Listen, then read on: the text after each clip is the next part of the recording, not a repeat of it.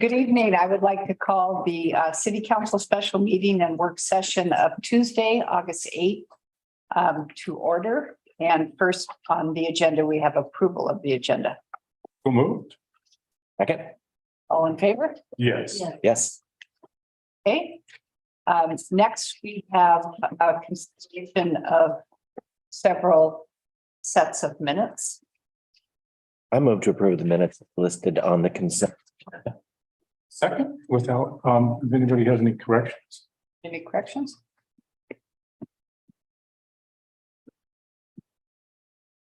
Okay. Corrections? Okay. Yes. Yes. Okay, great, thanks. Next, we will have public comment. Just a reminder that we like to keep it kind and respectful and under 3 minutes. Extra credit if it's under 2 minutes. So is there anybody that would like to make public comment? Andrew? Andrew Tommy, PO Box 664, Tolawon Park. I just wanted to correct the record from the last meeting. When we talked about the Tolawon Hall lease, I came up here and said that the Land Conservancy wanted to use the building. I got that jumbled up. It was the Friends of Haystack Rock. So if anybody out there was watching and thinking, what the hell is he talking about? That was my jumbling. So Thank you for that's all I wanted to say about that. Hopefully get a chance to talk more about the school stuff as that comes up in the meeting. Okay, thank you, Andrew. Thanks for clarification. Doing that.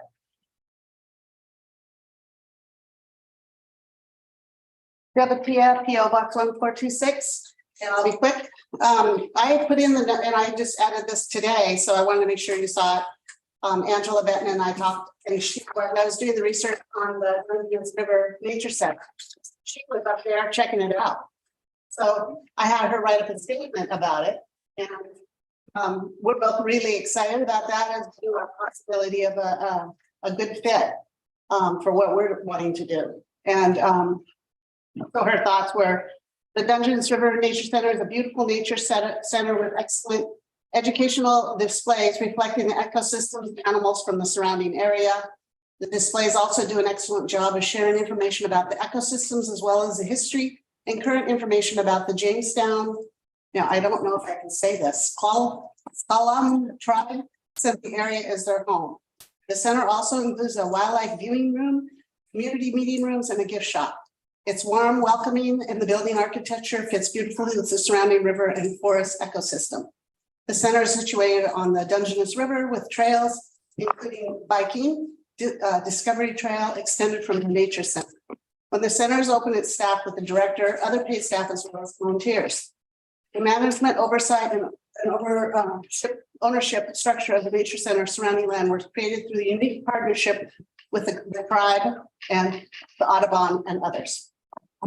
So she spoke with the director, and they're willing to talk with us and share their experience, and very, very nice people. So she highly recommends seeing the center and meeting with him.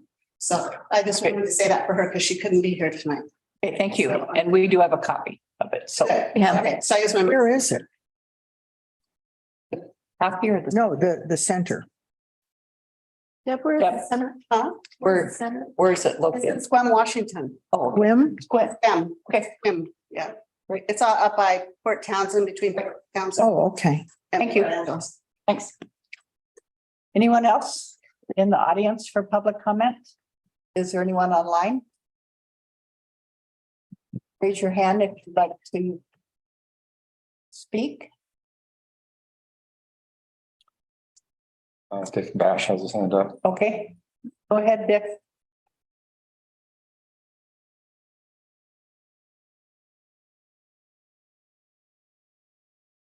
Go ahead, Dick. Unmute yourself. There we go. There we go. Dick Bash, 1126 Avenue F in Seaside. I would like to add to what Deb said. I know people, quite a few people really well at the Jamestown Clallam tribe. And I know that they have worked closely with that facility. So I would also encourage that we make connections with them because there's some real similarities there. So that's just my 2 cents about what Deb had to say. Great, thank you. Anyone else? Last chance? Okay, great, thank you. Okay, so the next item on the agenda is a public hearing. And this is a hearing regarding the appeal by Red Crow LLC, Jamie Lerma of Planning Commission's approval of AA 2304, upholding an administrative appeal submitted by Janet Stastny of the city's approval of a tree removal permit. The property is located at 743 North Ash Street, tax lot 05602, map 51019AA, and is in a residential lower density RL zone. Does anyone object to the jurisdiction of the city council to hear this appeal at this time? Does any counselor believe he or she has a personal bias to declare? I'll just state the facts. I, as a contractor, have a ongoing, just recently issued building permit with the city. And there's a tree removal on it. It's in the appeal process at the moment. Okay, thank you. And I have spoken to the Stastnys. They've reached out to me and told me what they thought. And I have people I know in the community who are impacted by this, who I've spoken to as well. Okay. Else? I think that's the next question, isn't it? Okay. Does any counselor believe he or she has a conflict of interest? Has any counselor had an ex parte contact or made a site visit? Site visit? Site visit? Site visit. Sort of a site visit. Tried to get to it, but didn't make it. Is there any additional correspondence? Yeah, you should have received letters from Mick Harris, who's representing the property owner, Jacqueline Bennett, Okay. on August 8th, 2023 letter, as well as a letter from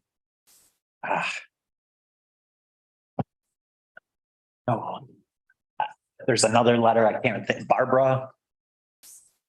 I can't think of the name. Anybody? The owner? Do you remember who that was? Barbara? When did it come in? It was from a letter submitted to the Plan Commission, and she resubmitted it. I believe it was yesterday. Oh, Stacy Benefield. Stacy Benefield. I'm Right. sorry about Right. that. I'm Barb. I apologize Yeah. for that. Yeah, Have that. Yeah, Yeah. and and I want. we received. Sorry. we did receive that one. So those were the only two that came in. Okay, Oh, yes, and there was an email from Jamie Lerma, who we can talk a little bit further with regards to the potential of asking for a continuance. oh, okay, so we haven't seen that. Right. Okay. Okay, is there a staff report? So that was one of the things to discuss. I talked to both the Jacqueline Bennett's attorney, Mick Harris, as well as Jamie Lerma, who are have submitted the appeal in this case. I didn't know before I did the staff report whether or not the council wanted to hear from them with regards to the continuance. Otherwise, I can go through the staff report and we can have that discussion later. So basically, the applicant has requested a continuance of 60 days and also extended the 120-day deadline for 60 days. So if the council is inclined to grant that continuance, probably you could choose to continue with the hearing and continue it after that, or just continue it and we could come back in a period of time and perhaps with a different ask or a different approach. Is the record closed though? It is not. This is a public hearing this evening. No, but I mean, isn't it on the record? Oh, you're right. There's no new evidence in, Right. right. So they can't, I mean, if we continued it, they couldn't submit any new evidence. Correct. There's no new evidence that could come in, but they, for example, they might say, ask for a condition that deals with something differently. I don't know. I know. Yeah. The reasons that and I'm not sure, I believe the applicant's attorney was going to be on the Zoom. I'm not sure if he's on or not, but I believe the idea was the reason for the continuance might be to continue to look at how to develop the site potentially without removing the tree was one of the things that they were requesting. And I guess I would leave that up to the applicant to expand on further, but that's what they had indicated to staff as to why they would be requesting the continuance. Are they able to make a statement to that effect tonight? His attorney appears to be on, so yeah, I can ask them. And the attorney is McHarris. Yes. Yes. Mr. Harris? He's joining here in a second. There we go. Hi. Hello.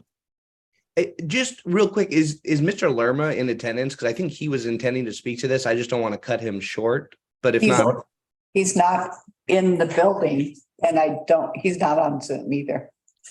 no Unless problem. he's Then Zoom I'm user. Pardon? Is he Zoom user? That's Clyde, Sharon Clyde. Getting used to that. Yeah, Is that correct? trying to be anonymous, but I know. So go ahead. And then I'm happy to speak to that. Great. Just thank you, counselors, for convening this meeting tonight. But the applicant would request a continuance, or the appellant, I guess, in this case, would request a continuance because we want to work with the city, and we're not trying to work against the city, and we are optimistic we can get a revised design plan that would work around the tree. And so that's what Jamie Lerma and his colleagues on the both building design and geotechnical side are working on. It's just that we haven't had a chance to have those plans finalized prior to this hearing. And so if it's amenable to the council, we would happily waive the 120-day rule via a 60-day extension of said rule if we could continue it for 60 days in the hopes that, and again, we just don't know what the geotechnical report will say, and so we don't want to make any promises we can't keep, but the intention is to work around the tree, and as long as you would be willing to grant us that continuance, then that will give us the time to put together the proper documentation and make sure that all of the necessary T's are crossed and I's are dotted. So that would be the request or the reasoning for that request, and I appreciate the consideration. Thank you. Thank you. So what would you like to do? Well, I would say I move to continue the hearing at the Mr. Lermer's request to give them an opportunity to come back with a revised plan. Motion. Yeah. That's a motion. Yeah, I Second. said I move. And you second, okay? Any further discussion? Yeah, how would we like to continue with tonight's meeting on this topic? We're gonna just adjourn the whole thing now. Well, it would adjourn this agenda item. Right, that's what I. So is that something we'd like to do? Yes. Do we? want to I guess hear that was- Do we want to hear anything further on the subject tonight? That's all I just didn't want to preclude any information that we could get this evening by moving it along. My only concern. Yeah. Well, my motion was to adjourn the issue. Adjourn the meeting on this issue. Effective Until, now. yeah. Is that allowed to, can we do that? It is, you have a notice public hearing, but you can continue it. I would recommend making it to a date certain, and we'd have to come up with, essentially, what is it, first meeting in October. And, then if in fact they were able to find a solution that doesn't require removing the tree, I would imagine this would be withdrawn and it would be over. If not, we're right back where we are tonight. That's my motion. So in that first meeting in October, But Tessa? So we're in the discussion phase right now. My only concern with that would be if there's anyone that's here that really would like to make comments, if they're willing to lay those comments until we continue it. Be the third. So October 3rd at 6 p.m. Yeah. Like any other time that we've done this, Mhm. that's just the way it is. Okay, Right, that's fine. yeah. It's adjourned. I just wanted to ask the council, just to find out, I'm okay with that. Yeah. It's been seconded. Yeah, Right. I've just asked for further discussion. Okay, if there's none, we're ready for a roll call. Tessa? Is the motion okay? Councilor Hayes, Yes. Councilor Kerr, yes. Councilor Ogilvy, Yes. Council President McCarthy, Yes. Mayor Knopf. Yes. Okay, thank you. Okay. Next on the agenda, we have ordinance number 2308, which is a comprehensive plan map amendment and zone change for tax plot 51032BC 00400, an undeveloped property north of the intersection of East Surfcrest Avenue and US Highway 101.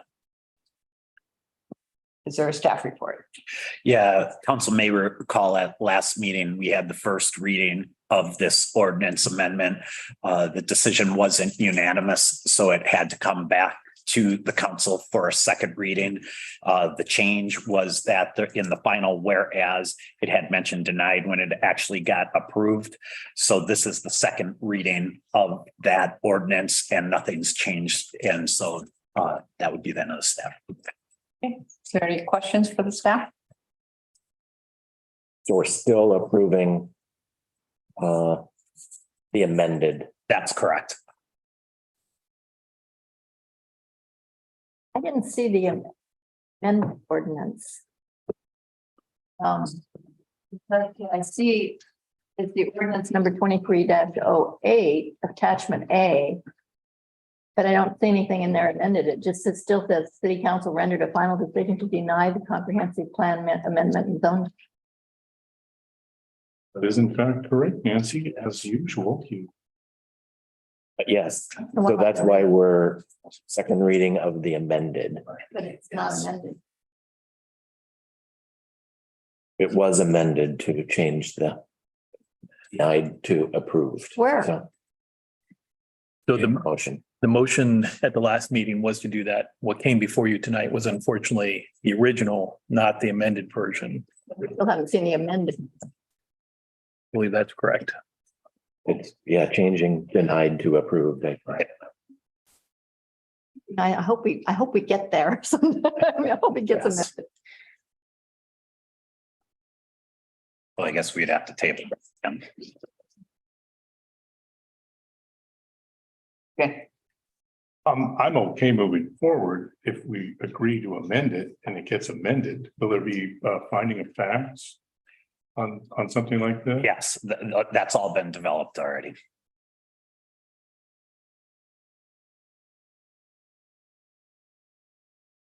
Is the council comfortable with that? Nancy? Well, I don't know. I mean, I am somewhat comfortable with it. It's just that this is the third time now that I've seen this, and because I didn't see it amended last time. Didn't mention it, but I didn't see it amended last time, and I haven't seen it amended this time. I don't know how much of a difference it really makes. But, you know, for the record, I think. But I guess if if you swear that you will, Yeah. and we can maybe see it. I could make a motion to clarify the amendment. Yeah, that might work. And so I move to approve the second reading and adopt ordinance number 23-08 as amended to reflect that the council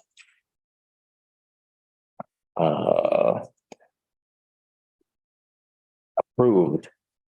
I'm not looking at The comprehensive map amendment. Right there. Final whereas. the council rendered a final decision to approve the comprehensive map amendment and zone change. Thank you. Second, Okay, any further discussion? Yeah, I have a statement. Okay, Okay, for the record. We as a council had a clear opportunity to ensure the development on this property would not be converted to short-term rental, both now and in the future. Council declined to take this opportunity. Sorry, I believe we have done a great disservice to our constituents. thank you, Lisa. Welcome. So I don't want to step on our attorney's toes who is here. So we want to make sure we read that entire whereas clause and then the title. Ashley, do you have any recommendations for how we're proceeding? No, I think reading the entire whereas clause is likely a good idea. as amended, correct? Yes. Substantive amendments to ordinances need to be read in full before adoption. Can I respond to Lisa's concern? No, that was my statement on this. I hope we do address potential deed restrictions in the future. It's too late now for this. That's what yes, it is too late for this. But instead of a one-off, I think I would like to address it as part of a bigger picture. Well, So this was the Well, first it's opportunity. The whole house. I mean, I don't want to get into a squabble, but I'm just saying that we had the opportunity and we didn't take it, so. the ordinance number 23-08, whereas the public hearing on the above entitled matter was opened and closed before the city council at the 7/11/23 meeting, and the city council rendered a final decision to approve the comprehensive map and zone change. And then do we need to second that?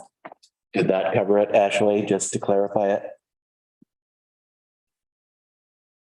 Just to clarify, so when I'm looking at the whereas clauses, I thought I heard Steve reference the final whereas clause. Do both the final two whereas clauses need to be changed or just the second to last one? Second to last, I think. Okay. There's a second, yeah, there's a second. There's a whereas above that one that says. So there's two words. So the one above just says a planning commission recommended denial, and they did in fact recommend denial. So that's accurate. Okay, so the change is in the final whereas clause? Correct. Okay, so I'm just going to read it into the record.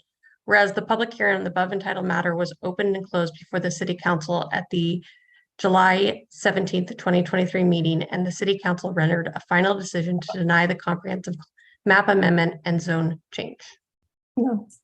But You didn't change deny to approve. Okay, the final decision to approve the comprehensive plan amendment and zone change. I'll read it again. Whereas the public hearing on the above entitled matter was open and closed before the city council at the July 11th, 2023 meeting, and the city council rendered a final decision to approve the comprehensive map amendment and zone change. That's it. Okay. And I'll make sure before I sign it. Yes. I will be out of there. Okay. Ready for a roll call? Yes, ma'am. Okay. Council President McCarthy. Oh, I don't know. Yeah, I will. Councilor Hayes. Yes. Councilor Kerr. No, Councilor Ogilvy. Yes. Mayor Knopf. Yes. Okay, thanks, everyone. Thanks. Okay, so. Okay, so now we are going to close the special meeting and start the work session. And so okay, so the first item on discussion is the Cannon Beach Elementary Research Advisory Committee presentation. And I'd like to thank Gary for chairing this committee, and it's all good. Thank you. Wow, I didn't think we were going to be here this early. But thank you. The Cannon Beach Elementary School Rejuvenation Project Research Advisory Committee met 5 times between June 12 and July 24. And the committee approved a set of recommendations to submit to city council regarding the use and management of that facility. And the committee prepared a draft of an annual operations budget. The committee voted on all these things, approved them. And that's what's in your packet as attachment A. And I can go over some of the findings if you feel like it's necessary, or we can answer questions. Everybody reviewed recommendations. Yeah, I have a couple of questions. Okay. So I don't see income in here. Am I missing it? Is it here? I see just what we're going to spend, but not what we're bringing in. That is correct. And I don't know, Les is here and he may want to weigh in on this as possible, but essentially we were just really trying to get to a starting point, and the main funding for this comes from a portion of the transient lodging tax dollars. So we were looking at an estimated budget of about 500,000 annually that's applied to that. And so as you can see, this one came out at 458, 760. $500,000, right? Yeah. But we do anticipate that there will be fundraising efforts in there. This is kind of just a startup. We've got the thing running and here's where we're at. And we just didn't want to project too much into what that fundraising might look like. Oh, I just, because for me, it makes me so uncomfortable to see a budget of $500,000 a year and no idea of where that money is going to. I mean, the transient lodging tax is already being used to build the building, a lot of it. So. And there was a portion of that. I don't remember what that portion was. Was it $500,000 a year? A little over 200,000, isn't it? It was closer to 500,000.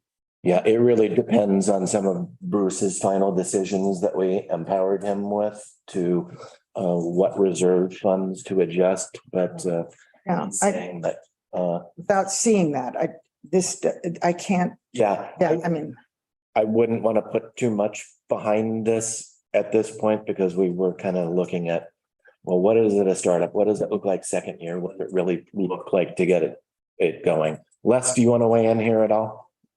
I would just say also that we're not approving the budget. This is I know. all conceptual. but these are things I'd like the committee to think about before, as going forward, is like, where exactly is the money coming from to pay for all this? I can explain the rationale that we put into the numbers. And one of the assumptions was, so this is very much a early stage. What's it going to cost us to run the thing? We called it basically a year two. Year one will be coming up to speed. Year two, the doors will be open pretty much 5 days a week, that kind of thing. And what was the staffing level that we thought would be required to service that? Now, the way I looked at the income portion, the intent was that most of the things that this facility will provide to this community will be at no cost to the community. But the things that would likely generate income, small conferences, maybe special events, I'm not sure what might happen, there would be some income associated with that, certainly enough to cover the incremental cost and maybe something more, I'm not sure. But at this point, it felt like what we really wanted to know was what is it going to take to have the facility up and running? And the rest is yet to be determined. We did not go into a lot of detail about the additional uses for instance, third-party events. So it wasn't really possible for us to budget for that. But we're also looking at the potential of the nonprofit organization that's involved in the management, seeking grants for programming would probably be the bulk of it. And Of additional funding. grants for which kind of programming do you mean specifically? for education classes, perhaps exhibits. Yeah. I just don't know what those grants would be. I mean, I don't. I'm not sure where you would get a grant for classes or, I mean, I'm not saying it couldn't happen. I just, and I understand that you're trying to figure out how much it's going to cost. And now you're going to go back and decide what kind of events to have in there to raise this money. If the council's wish is that the facility is self-funding, then that's exactly the path we would go down. Okay. If you decide that you're willing to support the facility with whatever excess TLT dollars are available, then, it's the net of that is what we're going to have to come up with. So I think your observation is exactly right. We need to be looking at that much more closely as this thing continues to develop. But that really is part of the next phase, I think, is looking for what grants. There's already been several grants that have been identified that might have been useful if we were a little further along. It's not it wasn't important or critical to what we prepared to bring to you tonight. It's not that it's not important. I think we were all very well aware also that this is really just a starting point with a lot of placeholders in it so that, we know about what it's going to take for the professional management of it, what it's going to take for the lights, all of the basics. So it's kind of just a start, and I'm sure it's going to evolve. Yeah, I can tell you, although we've tried to put as much detail into the number as we could, every single component has really big error bars around it right now. We made our best guess and tried to be a little bit on the conservative side, but it's still a work in progress.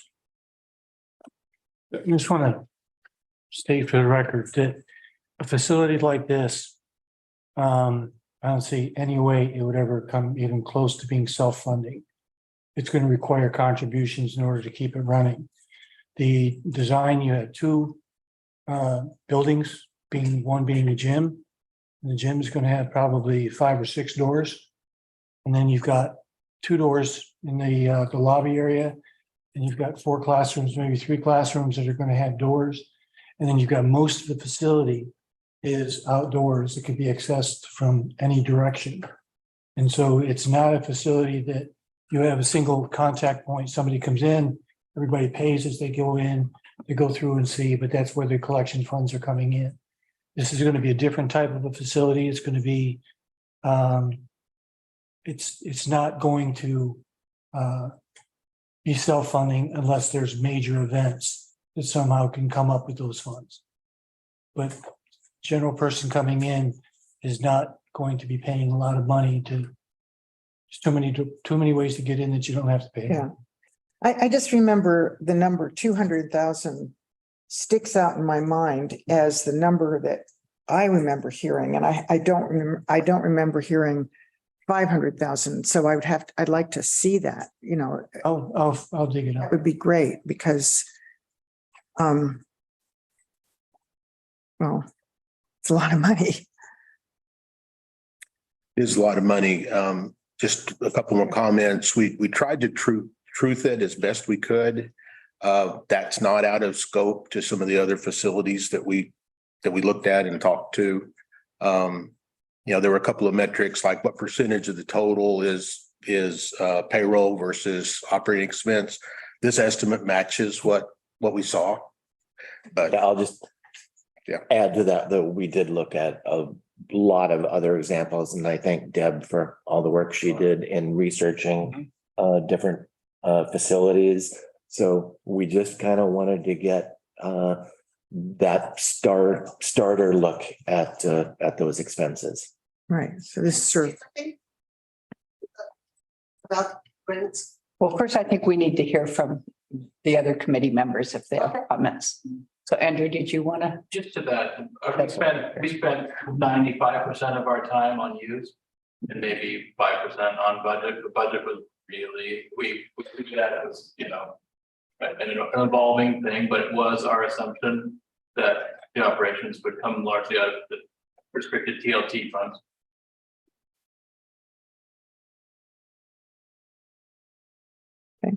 Sam, do you have any comments? Okay. So really what we're looking for from council here is direction on next steps. We've at our last meeting, we as far as the management portion of this, we decided that there should be a steering committee that continues to move this forward, that adds detail to both the use and management recommendations. Like I said, we took a pretty broad stroke to get general improvement, but there's a lot of details to work out.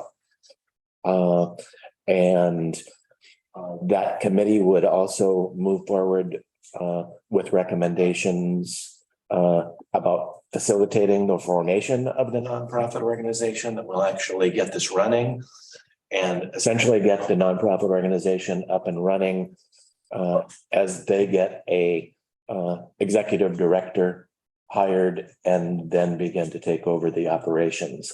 And there were a couple members of the committee who had concerns about continuing, but I think generally I have the impression that most of the committee would be happy to continue to move this along and add detail. Well, I'd like to see the committee, the entire committee, come up with some ideas of uses and costs for uses. What you're going to have weddings? Are you not going to have weddings? Are you going to have, that's what I'd like to see is some kind of detail of use. Now that we have a $500,000 a year budget, now how is it going to be used? And I think that rather than having a steering committee do that, I'd like to see the whole committee pitch in their ideas first, so that it's a broader perspective, and then after those kinds of things are ironed out, then look, at making a steering committee. And the existing committee, I think what we've done is we've completed the specific task given us. Although probably adding some detail to some of those things would be. And uses, the uses was, to me, was one of the big things. Yeah. And on your task was to figure out how the building's going to be used. Weddings, not weddings, those issues. And I don't know what the answer to that is, what you've come up with. I would say, and it wasn't something that I was pushing for at all, but the major use that the committee came up with was a staff interpretive center that would be open throughout the week. Again, it wasn't my wish, but that's a big use.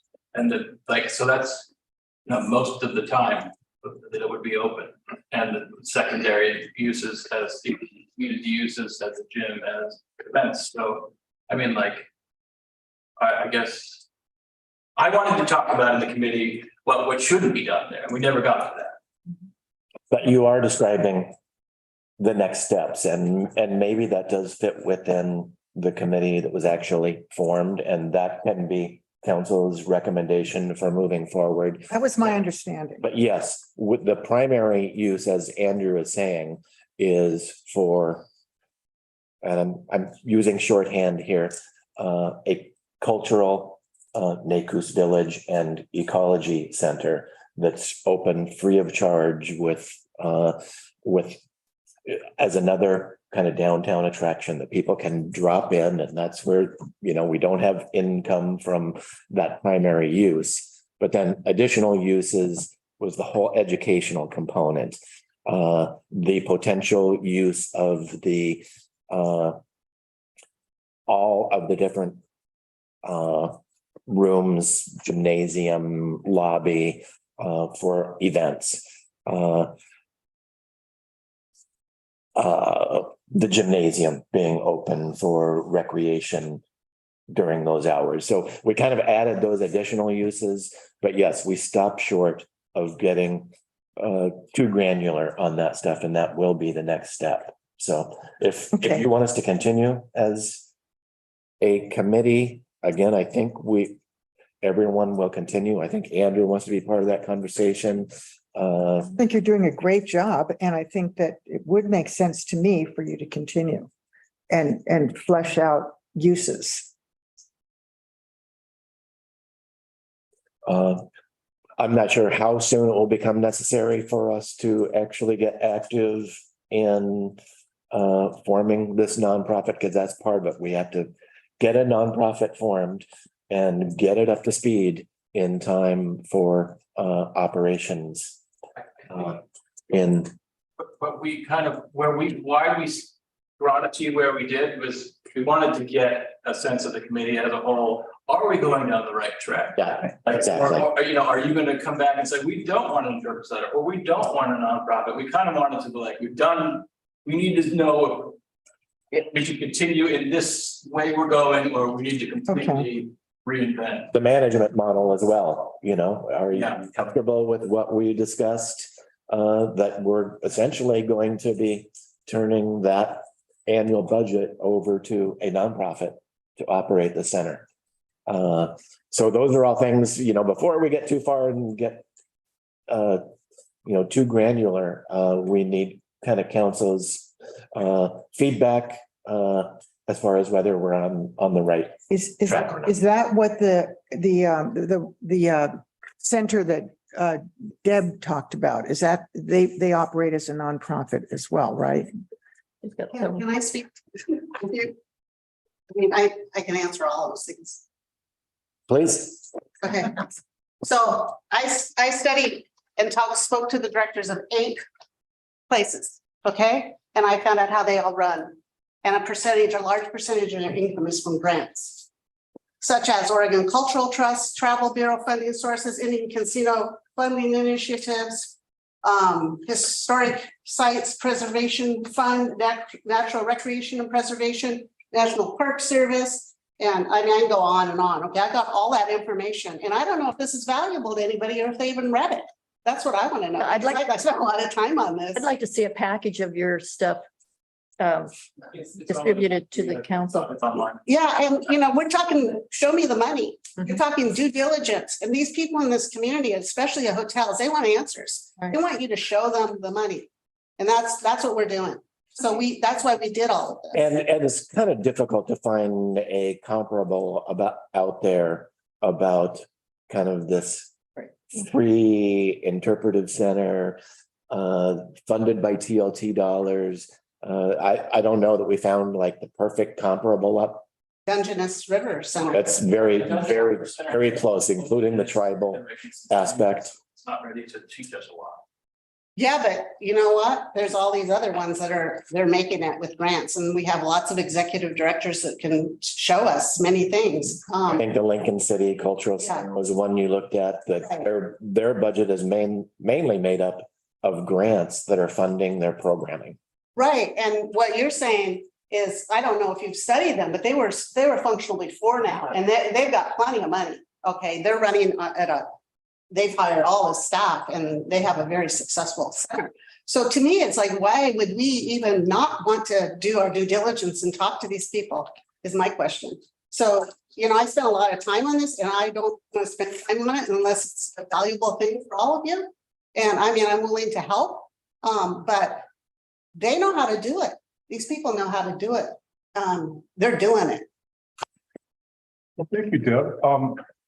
To answer your question, yes, I would be very interested in pursuing all of what you just said. Does it require that we have the nonprofit in place to even get a foot in the door? What I would suggest is we first of all will talk to the director, and I'll interview him and do a total write-up on it if you would like, and find out how they're running their center. And then I do think we're going to look at partnering. I have a person here in town who is a fundraiser they raised thousands of dollars. He did it for a job.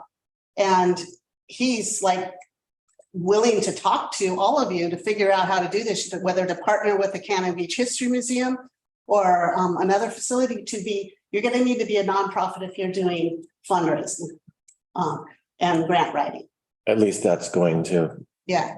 offer many more opportunities Right. than Right. what a city may be able to do. Who writes the grants? Who writes, you're gonna get an executive director who will pay her salary is what you do. I mean, it's And that would be a job for the executive director to write all those grants? either that or if you give them a set amount and then they can hire a independent. Professional grant writers are available by contract. Yeah, It independent. costs money. I don't see it I don't see it in the budget. And we already work with Crest on things. Right, so there you go, the executive director, and they feed you. I mean, the Native, and Dick can talk to this, there's a lot of grants for Native American. There's a lot of grants for. Okay.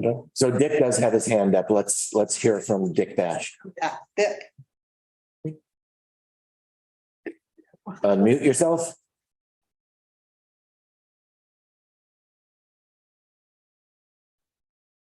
There he is. There. Thank you very much. I had my hand up. Gary, I was wondering if it would be useful for you to read through the recommendation regarding the use of the NICUS facility. I'm wondering, because we really did address the primary use of the site. And this, I thought explained it all really well. And so I don't know if that's would be useful or not. I'd be happy to read it. I realize not everyone has the packet in front of them. So if you'd like me to read at least the primary use paragraph, I can do that. I think it would be useful, but I'm not, it's certainly up to you all. Let me do it. Primary use of the NACUS site should be an interpretive, educational, and cultural events facility open on a regular basis at no charge to attract, educate, and inspire visitors and residents. Programming and operations should prioritize, illuminate, and honor the sacred and evolving site of the Clatsop Nehalem Tribal Village, as well as the surrounding natural ecology. Programming and operational focuses should also include arts, culture, and recreation. Park improvements, including an interpretive trail, native plant garden, and public spaces should showcase the history of the site and the ecology of the region. So that's the primary use. We did break it up a little beyond that to talk about the actual education and the gymnasium and third-party events. Sam, you've had your hand up a couple of times. Did you want to? Kind of forgot where we were at. Okay, we'll keep going. And Bruce, did you have something? Oh, when we get to talking about who should be committee, I would have some comments. Okay. But I think Lisa's making a point that the committee that's in place should continue. I need some guidance from Ashley on this because we did have a limited term committee that I think was going to report findings by the September meeting, and fortunately we're here now. So what that looks like to move forward, I guess, can we ask her to weigh in first and then we'll get Andrew? Oh, Hi, Ashley Driscoll, City Attorney's Office. I believe the committee was formed via a resolution for a limited purpose. yes. So I would have to take a look at the resolution to see exactly what it said. But, the purpose can always be extended. And if it is the council's desire, we can just draft an additional resolution. That definitely should not be an obstacle to doing whatever the council would like to do with this committee. I think what council's mission here is to give Ashley some advice or some guidance on what we would like that to look. And Andrew, do you want to? So we went 5 steps past that primary uses that you read. And I think if the committee is going to continue, I would love to just hear council at large weigh in on their feelings on that suggestion of primary uses. Does that work for y'all? It certainly works for Yeah, me, Andrew, works for me thank you. If you're looking for guidance moving forward, I would ask that the uses be more defined for groups. And especially, you know, some type of metric that might be attached to it for income, I think would be helpful to me. Not that I think that that has to be the, you know, the only driving force for this. But I think it's certainly a component that hasn't been completely fleshed out yet. And that's kind of a question for council as well. Do you want this to be a moneymaker for events? It's not gonna- We're very sensitive about events because we understand the limitations of the site, the limited parking, that it, you know, we can't be having big events, peak season, peak hours. So we've had all of those discussions. But I guess that's part of the feedback from council we're looking for is, I think certainly if you could come up with events that could be handled through shuttle, you know, especially because that would be one way to accommodate, you know, more guests without the parking. I mean, it's a huge hurdle. I agree. To Bruce's point, I agree. I don't see this as, you know, a way that we're creating something where it's going to run in the black. And also to acknowledge what Deb's talking about, if we can get grants for the running of the facility, I think that's something that needs to be explored. I think it's important to keep in mind that most grants do not go for operating expenses. They would have to be Right. programs, Like, and we need to remember that. Okay. Yeah. like the Cultural Coalition Mhm. gives grants for actually brick and mortar. If you wanted to have a beautiful Native American display, Right. they would contribute to something like that, Right. especially in South County. So, Right, but they're not going Yeah. to pay the executive director. right, they Right. can't pay salaries. They Right. can't, right. I like the general description of what is going to happen. I would like a little more discussion about how to bring in groups, for instance, small discussion groups who might be, you know, conference type situation. And I'm also concerned about the use of the gymnasium, just as a gymnasium. It doesn't look like you're allowing much time for that. You've got it in the budget for 7 to 10 p.m. But when I'm thinking of kids or other people during the day, it doesn't look like you're allowing much use of that. And I'm a little bit concerned about that because I think one of the reasons people wanted to preserve the school was to use the gym. And I don't see that being an emphasis in the. we did have some of that discussion, and I think we were really looking at the daily management of it being open for recreation during that time. Keeping it open later would require additional, which I is, think my spreadsheet may be a little misleading there. Right. The expectation was it was going to be open whenever whenever the had staff. center was open. Yeah, it just doesn't say that. No, And my impression, said that, I realized. I quote unquote attended all of the meetings at Zoom. We knew you were there. Yeah, so, yeah, hanging over you. But I didn't really hear much discussion about. It did come up briefly.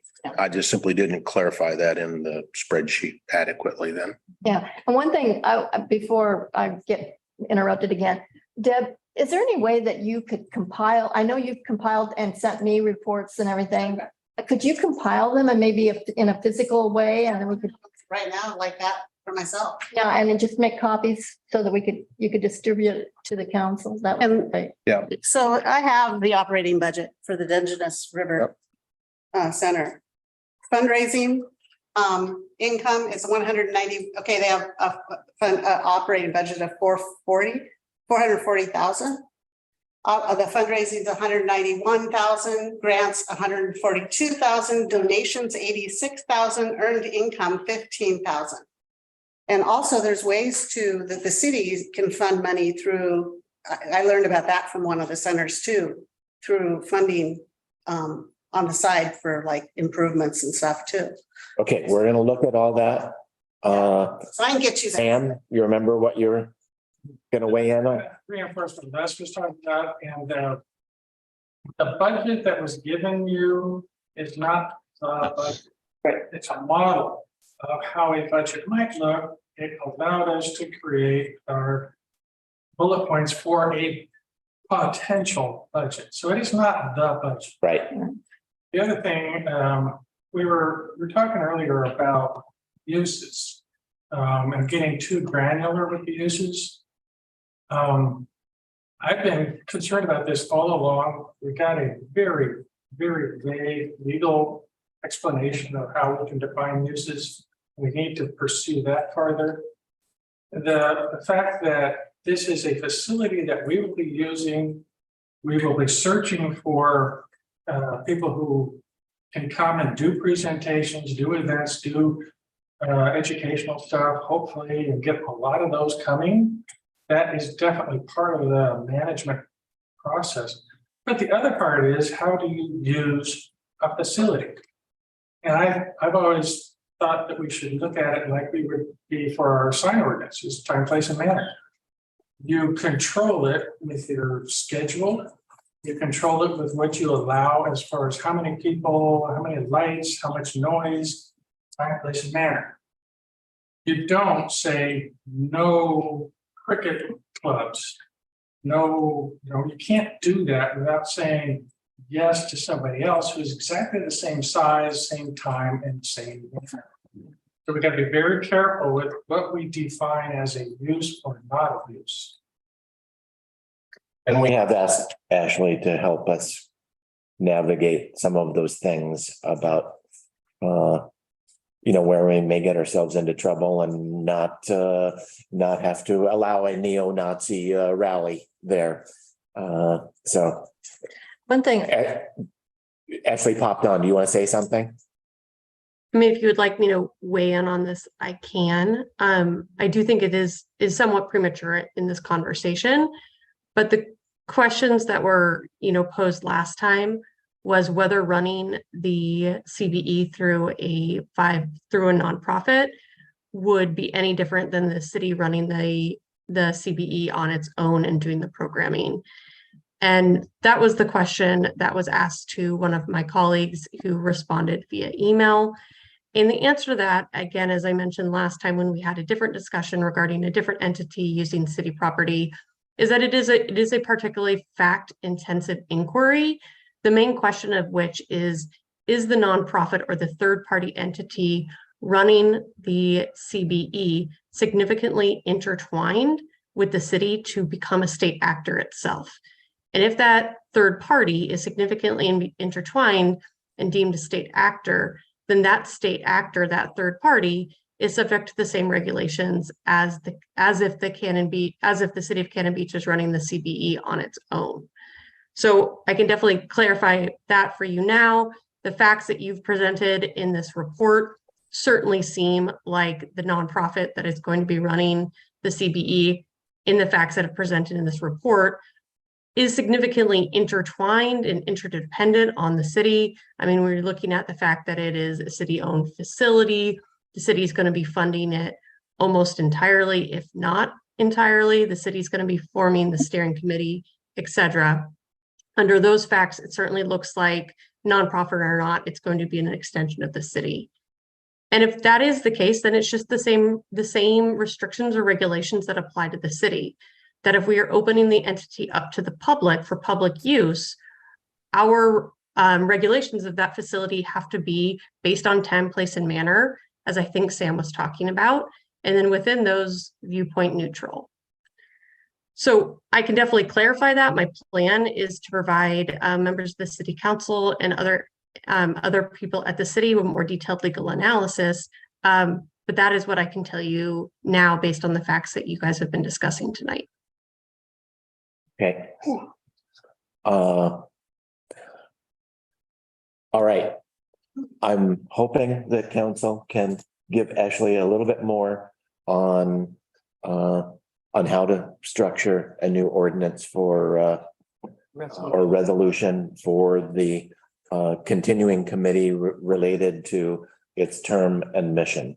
So We don't have, I don't have before me what the original mission was, so I can't remember all the parts of it. Do you have it there?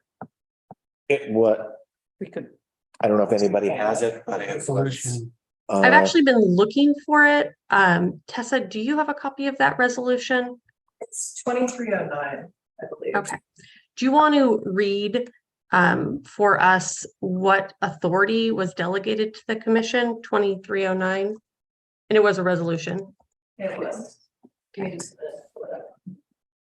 While she's doing that, I think one of the directions that the committee should be looking at is more of a description of the partnership between the city and the CBE, the nonprofit, just how that is going to work. I think Ashley did a great job right now of kind of outlining that. I'd like to see more meat on the bones. We're obviously intertwined by budget, and we've had conversations about oversight since it is tourism dollars. That is a concern. So those would definitely be things we would continue to talk That's about. what I'm concerned about. Andrew, you want to weigh in? Oh, we got it up here. Let me share it so that everybody can see it. So this is 2309 is what you're sharing, and I pulled it up as well. Yeah.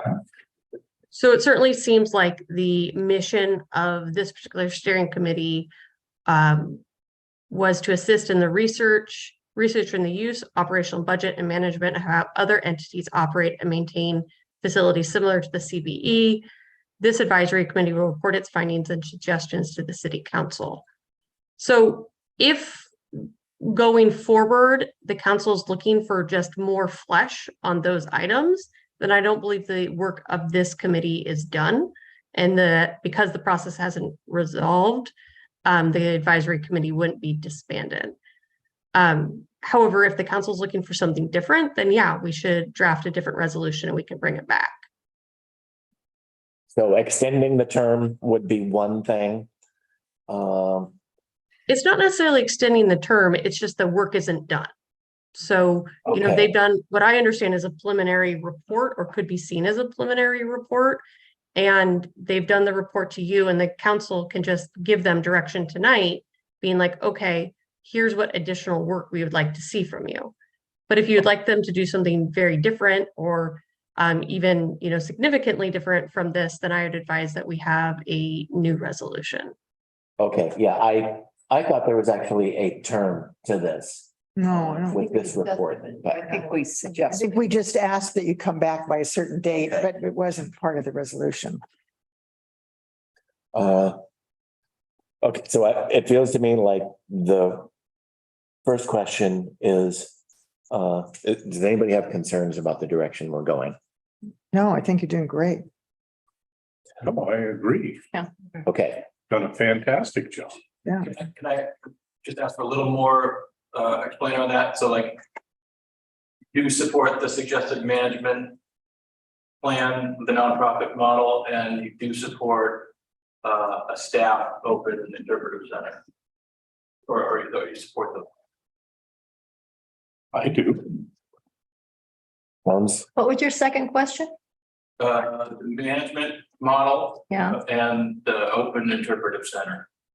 Oh. Being staffed and open all the time. Yeah, I, 5 days a week. yeah.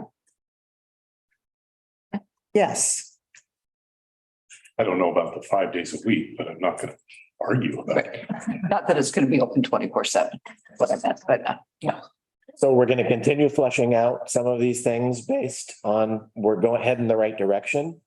And Ashley, does that mean we don't really need to do anything to the resolution, that we can just keep our work going? That's how I interpret that resolution, that the work is not done. Okay, Okay. okay. You have your direction. Keep up the great work. Really? I mean, like, to a point, like, but. Let's get out. I think it's up for us to start doing that. And then we'll come back and they say, no, we don't want to do that. Nothing. Bruce, did you want to say one other? Yeah, I don't normally get involved in such things, but I want to say that I was impressed by every member of the committee. I was impressed the way the committee worked. So I would urge that to continue on. I would also suggest that you appoint Debatia and Dick Bash. They were kind of ex officio, but they participated as much as anybody did. Have a lot to contribute. So yeah, I would just. So my question then would be, we'd have to change the resolution because it It says. says seven member committee, so we have to change it to 9. That can't come back, right? Because Carrie Rainey is. We're gonna say, we're not changing the existing committee.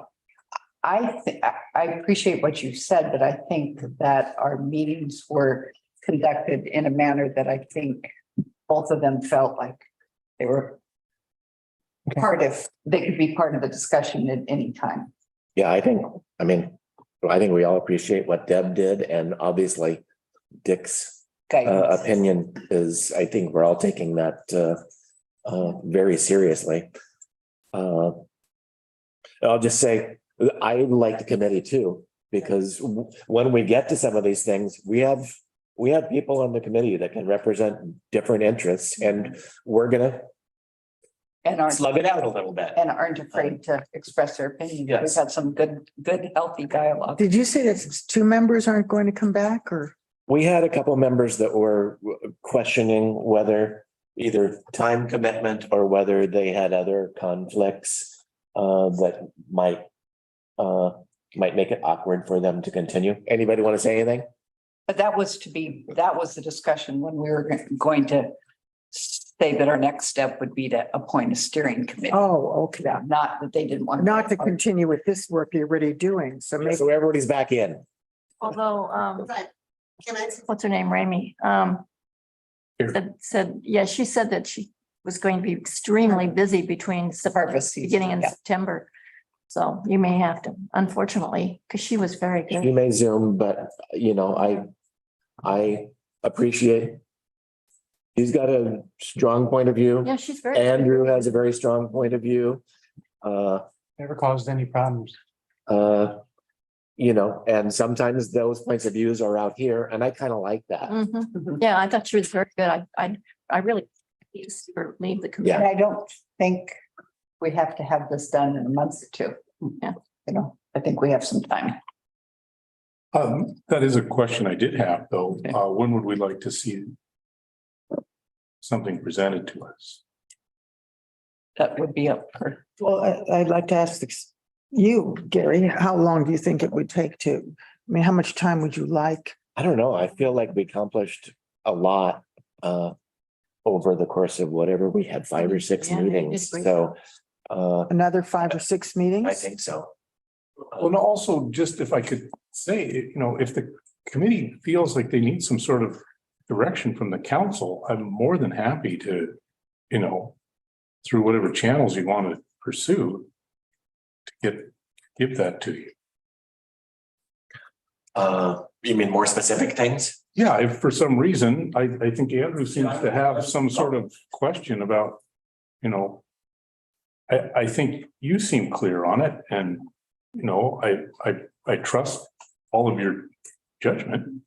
Yeah. If there's some reason that you need some sort of decision from us, I'm more than happy to give my opinion. I think just like the public process, you have people coming from a lot of different directions, and we certainly had that. Like, this would not be what Sam designed. This would not be what Andrew designed. This is kind of what we built consensus on. Yeah, so I like the energy, and I'd like to see it move forward. I guess my only question is, outside of the scope of continuing that work, there is that beginning to look at forming a nonprofit, and maybe we don't need to look at that for another few months, but that is going to become an issue where we would like to get a nonprofit up and running and established and ready to. You can't do that until you have all your ducks in a row, because you have to have articles of incorporation, you have to have bylaws. You're nowhere near that point, so.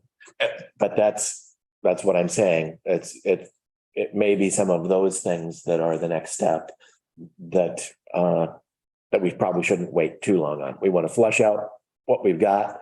That's the next step, is to at least facilitate that, the creation of that nonprofit. Sam?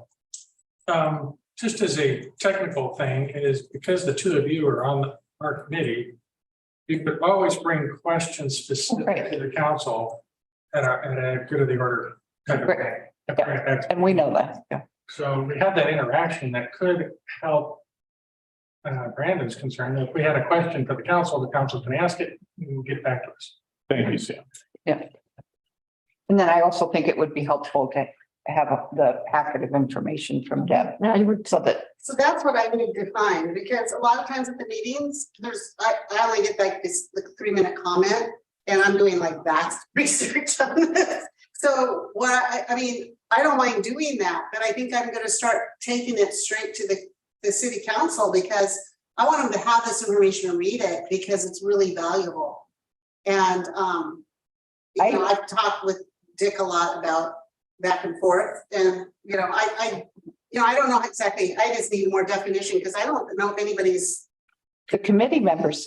We have read everything that you've given us. So I like the idea of it being together in one packet. And giving that to the other city council members that aren't part of. Right, but I just sometimes would like to present it at the meeting, and because I'm not a member, I don't. I feel like you have presented it every meeting. Right. And a 3-minute comment. You would know. We haven't Okay. limited you to 3 minutes. If we have, the clock is broken. It's efficient when you give us things in writing we can look at, and we don't have to go over it all again there. So, I mean, that's. And I think that's what the other city councilors are asking. Yeah, those reports that you've been sending me, if you can just make copies of those, and even if they're just notes, you don't have to have, complete. Right, so but if I go and interview the Dungeness River guy in detail, and it's really valuable information, I just want to be able to present it to the committee. Yes, and know that you're seeing all of these grants that they're telling me, and like Dick too, all the grants that are possible. I've written a lot of them in here. Yep. So we're looking at those things. Okay. I think that it's important that we start looking at the 501c3 as soon as possible, even if it's what's it going to take for a city to form a 501c3. If there are costs, can the city fund those costs? Do we need to get another location or another source? Those kind of things. So I think that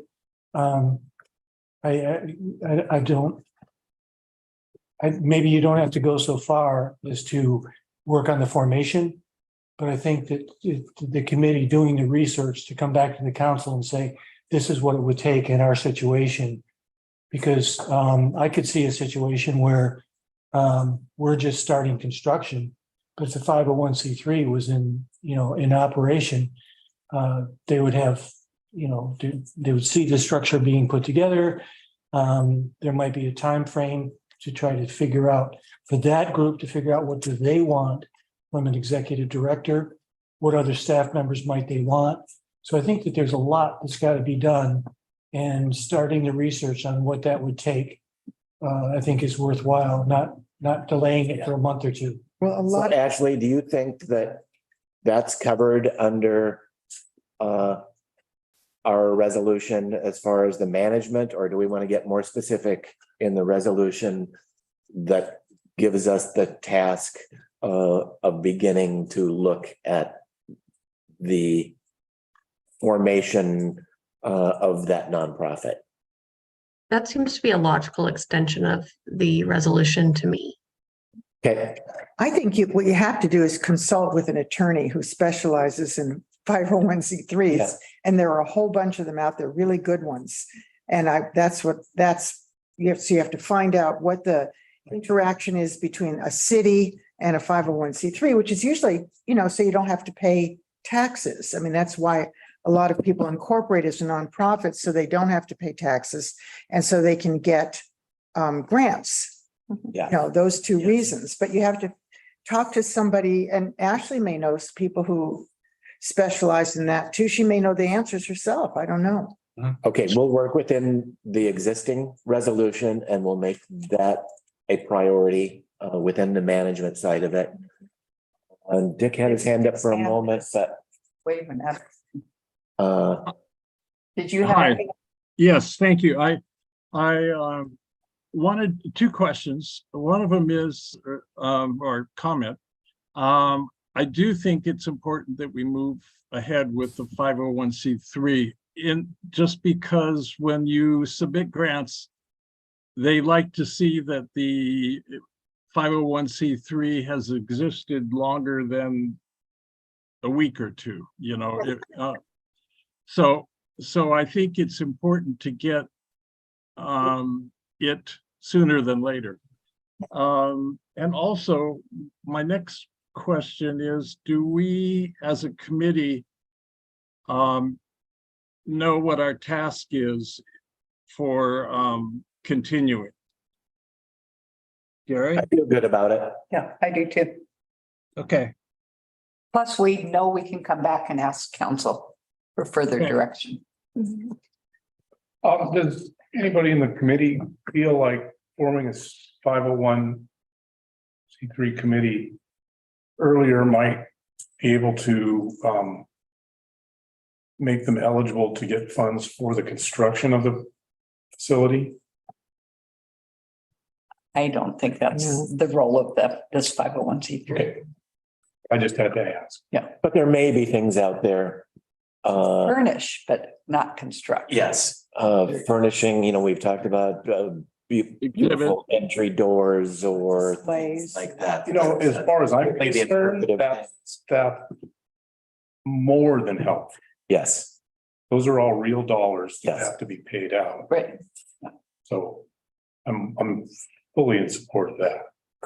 okay, I'm comfortable with this. I'm too. Thanks, everyone. Thank you. For all of your work. Yeah, you Committee. Great job. Committee and our advisors Great job. and our people that listen to us. Listen, we didn't speak. Yes, she was pretty good. Okay, so next on the agenda, we have the Cola Forest Reserve Fire Update. We ready? I know you guys have been. Sorry, all of a sudden, it's here. Fire.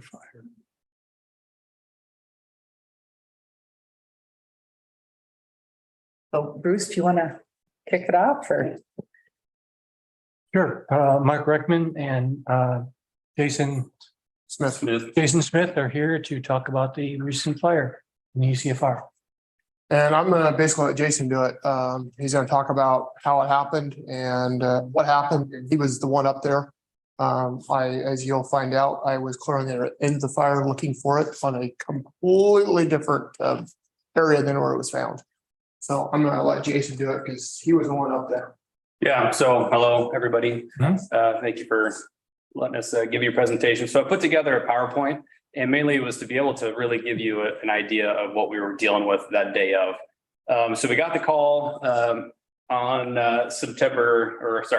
July 12th at 13:23 hours. So 1:23 for those that don't use military time. It actually came out Hamlet Fire, Seaside Fire, and ODF got dispatched to milepost 4.5 off Highway 26 for a report of smoke seen in the area by a Lewis and Clark timberland worker. So way out of our area. And so they started responding. Chief Reckman usually assists Hamlet with calls on 26.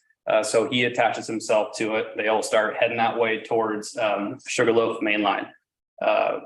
Which is right there, right? So red circle is where they were dispatched to the area of.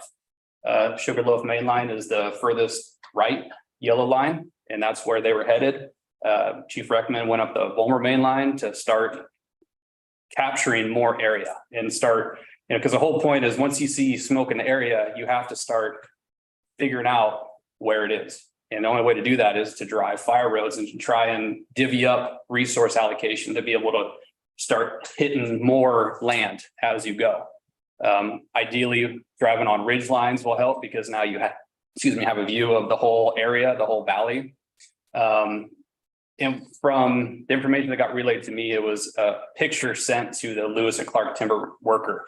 And so them being comfortable with the forest land goes, oh, I'm pretty sure that looks like the backdrop of Sugarloaf Main Line. So that's why we started going that direction. But I don't know if you guys spend much time back there, but it all looks the same. It is very much the same, dirt roads and tall trees, and you'll have this occasional breakout and it looks really cool and beautiful. But unless you see the Haystack Rock or some massive landmark, you're not really going to know where you are. So we got dispatched to Sugarloaf Main Line, and that's where all of our resources started heading. At 14:17, so almost an hour later, we got an update, which is the image you see to the right. We got an updated picture, and this is a screenshot from a cell phone with a picture or with a dot on the map and a GPS coordinate, and said, this is a more specific area as to where the fire is. So Chief Reckman called me, who I was a duty officer. Luckily, we had 3 personnel at the station at the time, including myself. So we had 4 people. So we were able to roll our wildland rig with 3 personnel. And we were getting reports that it was off of the Tullibonta Main Line. That was the best access. So we became the closest resource because as you can see, all of those yellow lines, and these are kind of estimates. I mean, the blue line is exact because that's the road that I drove, but the yellow lines are more estimates as to where the other responding resources went. But the fire in the left corner, that is the updated location of the fire. So blue line is Cannon Beach Fire personnel heading towards that seat of the fire. That red X that you see was Chief Reckman. As he was en route to the fire, he said, hey, I should be able to get to the reserve off of the Vollmer Main Line with, via this roadway or this, fire road. And he got to a dead end and ended up having to turn back. And it was about a 45-minute drive out of where he was. So as you can see, I mean, it would have been he would have probably been first in. He would have been the first to chief officer. But because of that, he actually never made it to the States. We had enough resources and we were getting it stabilized by the time he hit pavement. So upon arrival, it's hard to see. And really, even when I was driving up, I could smell it. I could smell the smell of forest fire, but I could not see it. And just happened to turn a corner and it opened up into a little bit of a canyon, and you could see a slight haze in the tree canopy. I attempted to get access into it by driving, but ended up, when we go into wildland fires, we always have to plan on getting out in case it gets bad. And so when I started to commit down the I guess, southeast access into the fire, I got to a point where I had no turnaround. I had no way of getting out quickly if something were to happen. And so I ended up having to back out a couple hundred yards just to be able to get to a point where I could get this vantage again, because I lost it in the canopy. So I backed out and repositioned and was able to get visual of it. I established incident command. All of our resources started to arrive shortly thereafter. But initially it was just ODF resources and myself that were on scene. ODF being the Oregon Department of Forestry. 3003, which is his call sign, he ended up walking into the fire. We got together and I said, all right, it's that way. And he put it on his compass and on his phone and just started bushwhacking to get there. And so he took off and he started to try and find it. He found the fire. It was 1/10 of an acre, and we had some areas where it had actually ran up trees 20 to 30 feet. It was in hollowed out trees, we call them snags. It had seated itself inside of these snags and were running 30 feet plus into the tree canopy. Luckily, the tree canopy was higher, so it never got into the actual canopy itself. It stayed within the snag, but there were several areas I mean, this was a long burn. We were estimating about a 4-day burn. So this thing had been smoldering, and we call skunking around, where it's kind of burning in ground fuel. You know, all of the leaves that fall off the tree tend to build a layer just like snow. And so the fire gets seated in that and just starts to burn around, and then it'll find a root ball and it'll start attacking the root ball, which then turns into the snag, which then burns vertically in that tree. So this thing, we estimated it started about 4 days, 3 to 4 days prior. So with the ODF chief making his way in, we figured that we could use the timber line to our advantage. We started deploying a hose line to get to it. Unfortunately, 600 feet into that hose line, they came to a ravine that they could not get across. It was going to be too dangerous for people to try and manipulate through rocks and boulders and trees and everything to get there. And so we ended up saying, scrap that. So they had to load all 600 feet of that hose back up onto the other vehicles. But the issue here is the same issue that I ran into when I first got there, is there was no access. And so that red arrow was the only turnaround that was big enough for fire vehicles to even turn around. And so we had to one by one kind of jockey around for position and then back these large apparatus 100 yards or more down this tight road, which took a long time, you know, because we don't want to break anything, and no fire truck is worth anything if it's buried into a ditch. And so we have to take our time and go slow. And so it took us a while to get in position just to even deploy that 600 feet, come to find out that we couldn't even accomplish the mission, which was pretty disheartening for the guys. So at that point, we realized that this was going to be a bigger incident. And so I entered in unified command with ODF. Just means that we are sharing the decision-making process at the top.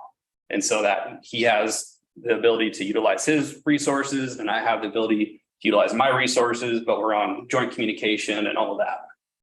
So just, it adds to the layer of incident command and just generalized, making sure we're all on the same page. Second hose line deployed, and this was estimated at about 16:30 hours. Myself and my other incident commander, we ended up scoping out. You can't really see it on the picture, but just directly south of the red dot, there's like a little what appears to be a landing area. It's really faint, and so we figured, hey, that might be a good spot to deploy hose. It wasn't. We were bushwhacking to get there. We were hoping to be able to pull vehicles into that, and it was non-existent. So we scouted that. We ended up using the same trail that the ODF chief made his way in with, which was that. So the picture to the left, there's actually, I took this, I was the last one in. There's 14 people in front of me on that picture to the left. You can barely even see the person in front of you. That was what we were walking through. The picture to the bottom right, we were literally walking from log to log to log to log in Z patterns just to try and get to an area where we could put hose line. So that was a huge hamper as to how we could deploy. But we ended up putting in 1,200 feet of hose line just to get to the seat of the fire. But it was tough going. Fire origin. So fire origin is basically where the fire started. As you can see in the left picture, there was remnants of soup cans and where they had built a campfire. And then unfortunately, whether they tried to put it out or not, I don't know. I couldn't tell you that, but it just got established in that ground cover and just started slowly burning. And we had some pretty mellow weather. And so it never really got hot enough to really do much. And because it stayed pretty cool smoke wise, it would go into the canopy and then just kind of filter out. So we never had an established column showing until that day that we got the call. It was probably just burning and then dissipating as it hit that canopy. So fire extinguished at 19:28, so 7:30, about 7:30 is when we finally said that we've got this thing out for the night.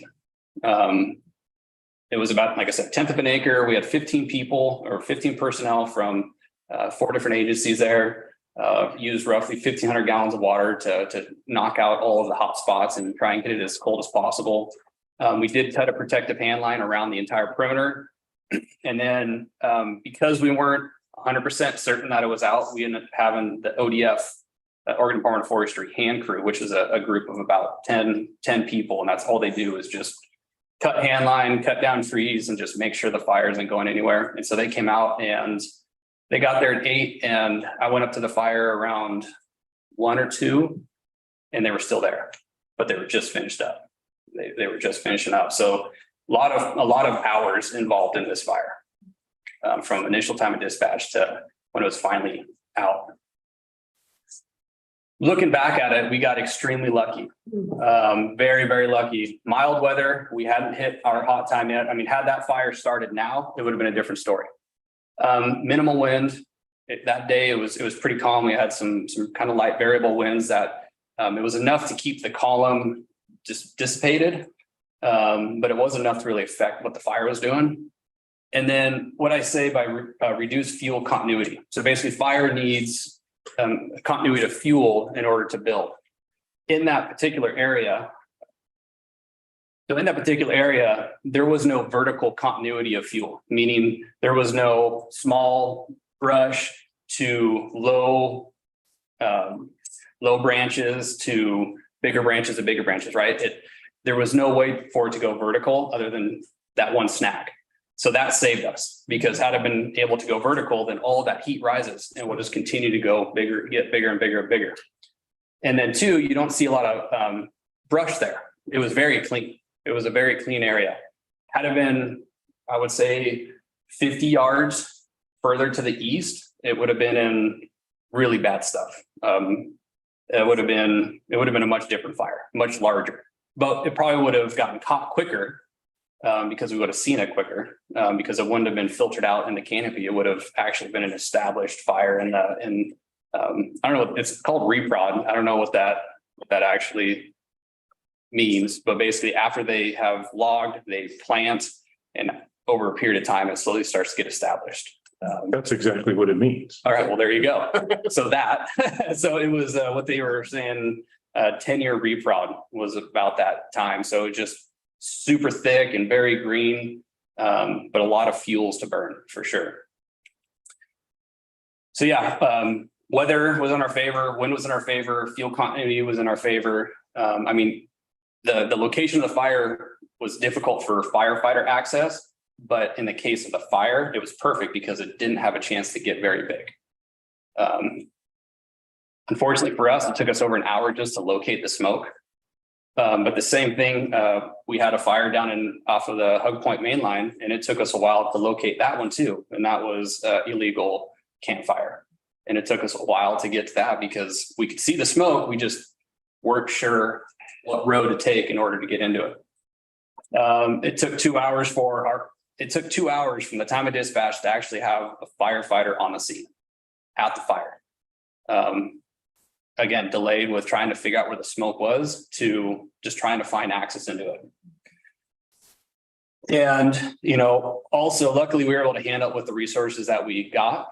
But had it got bigger, it would have been very difficult for us and for me as an incident commander and trying to figure out where we could put all these players. There was not a lot of area that we could position apparatus and safely position apparatus so they can get out.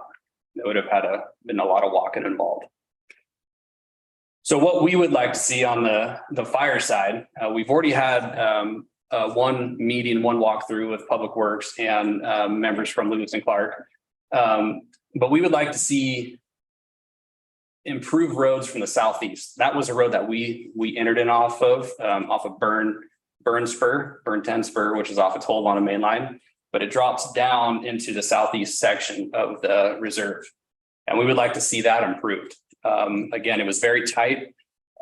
ODF was able to drive their vehicle part of the way down, But then they got to a point where they couldn't go any further and they only had a pickup truck just like me. They just did not feel comfortable. Now imagine us putting a type 3, which is massive, 9 feet wide by 9 feet tall, carrying 75 or 750 gallons of water. It's a big apparatus. So there'd be no way they could get down there. And then not to mention a water tender, which brings 3,000 gallons of water with it. There's no way that that could have made it anywhere near the fire's edge. And so all of that just creates delays and creates a lot more work. And unfortunately, those delays, if the fire is burning, leads to a much bigger fire.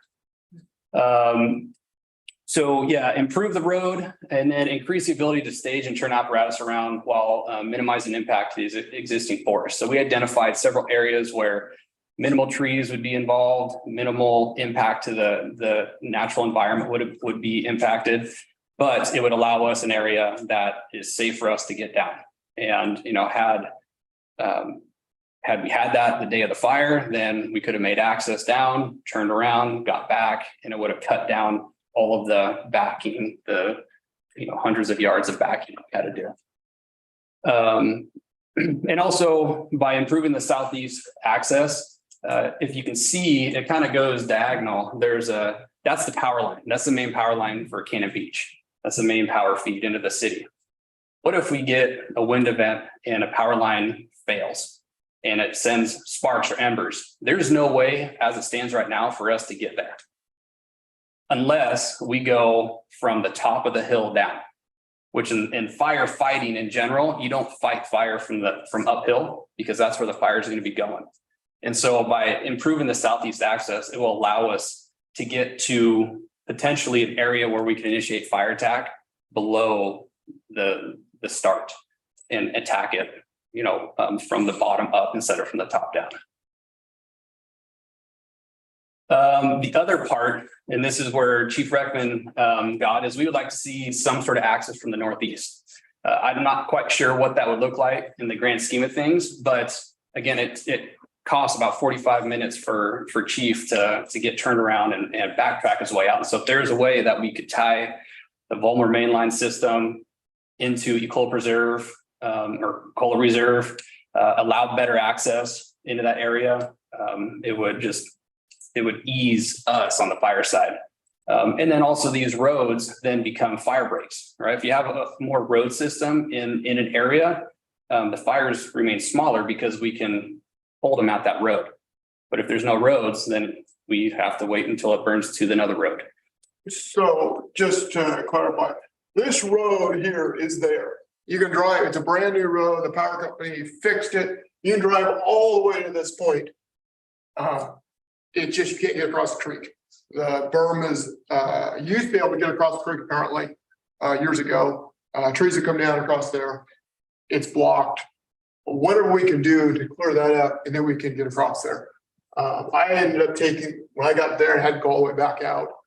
By the time you go out and you come down, you end up coming out just south of Cannon Beach. It'll take you 45 minutes to come out there and then come all the way back around and come up Elk Creek Road. That's a long time to come around to just get to the other side of it. So yeah, this southeast section, I'd like to see that continue to move forward. I think I already have a plan in place, and so we'd like to see that continue. This, I'm not sure again what it would look like, but I would like to see something in the future to try and tie those together. That way we have additional means of access and egress in case a fire does occur. So with that, that's back up just a second, Jason. Yep. Where is that? Because you go back one more. There's already a gate on this road that's here. There's a gate here already somewhere that blocks off vehicle access from Lewis and Clark into the Ecola. On the other side, go back to the other side. The gate isn't there anymore. It would take the gate to put back in. The gate isn't there because you can't get across the creek. So it kind of ends that to the problem. But on that side, if that was improved, a gate would have to be installed there to make sure we don't have vehicle traffic for Lewis and Clark across. That's all I have. Anybody have any questions about the day? Like I said, it was a long day for us on the fire side. It should have been, I mean, a tenth of an acre is not much bigger than this room. Maybe that room as well. But it took a lot of people, a lot of time to get there.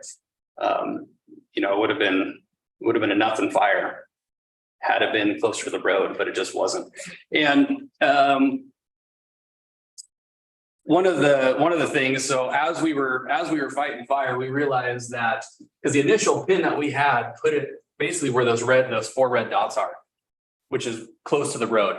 Had we got that updated pin of where the fire was, it was actually better to come off of Elk Creek Road at the dead end of where our all of the springs are. It was about 800 feet, maybe 900 foot lay. Granted, it was 300 feet vertical that you would have had to gain, and which would have been a lot of work. But that would have been another area that we could have deployed, but we already had all 7-8 resources committed onto that road where we initiate fire attack from. So trying to get them out and around and so. Yeah. Great job, guys. Yeah. So how much of the proposed work that you're talking about is outside of the Ecola Creek Reserve? So all of that is within the reserve. Okay. Yeah, that is all within the footprint of the reserve. Okay. And when we first got this fire, we actually thought it was outside of it. And then we started pulling up maps and said, oh yeah, we're about 100 yards, a little over 100 yards into the reserve boundary.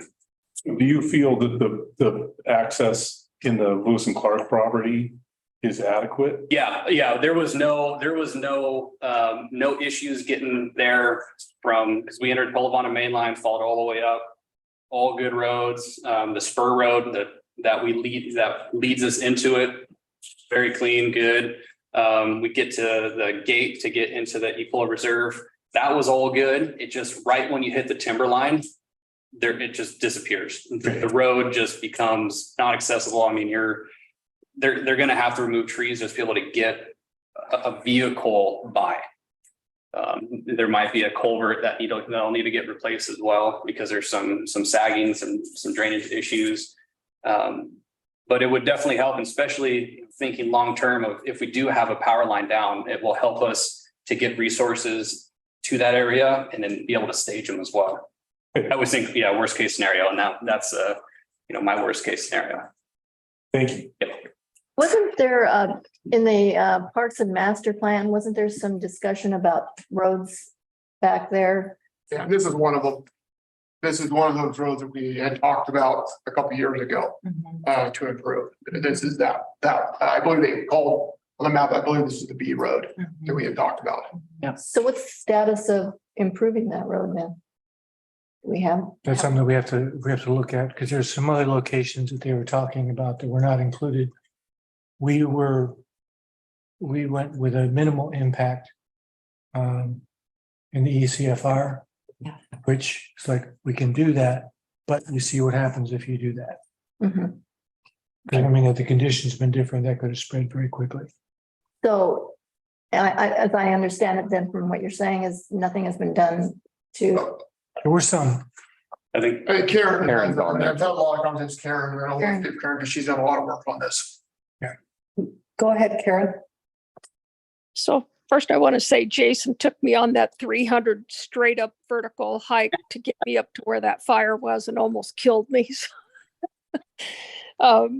We have signed the contract. Bruce has signed the contract with Nuveen to hire their crew that maintains their roads to reestablish those roads that are already there that went through the Parks Committee and whatnot. Barry walked that site with Jason and Trevor and talked about the turnarounds that you saw tonight on the map. Everything except that last turnaround is included in the original discussion of reestablishing those roads. So that particular spot, we would need some further discussion, but the contract that's been signed, the permits are finalizing as we speak. They're supposed to be done by tomorrow or Friday. And then on the 14th, the crew will begin the work. So we would need to amend that contract if we're going to do that last turnaround that's in the presentation there. And Barry was in support of everything that Jason and Trevor walked and reviewed with him. He gave an email to us saying he didn't see anything that presented any concerns. And we will be giving OWEB the latest update on where we are with this. And you mean Barry Sims? Yes. Okay. And Barry Sims was the one, the Barry. Yeah. Okay. Yes, I'm sorry, Barry Sims. and will the improvements that Karen's talking about, will that help? That's exactly what he's talking about, that B road. All right. So we're going in the right direction. Yes, very much so. Yeah. Okay, great. Thank you for taking the proactive approach Yeah. to that. Appreciate it. And thank you and for everything. Yeah. You bet. Maybe should we talk a little bit more in the near future about the other road, clearing it, the trees off of the creek and getting that cleared up and. That's why I think one step down, let's get this road done that they're working on, that we already had in the plan. And then I agree, we need to come back and revisit that road of what can we do to make that crossing. So we need to make sure that happens. Yeah. Yeah. Okay. Yeah. Thank you very much.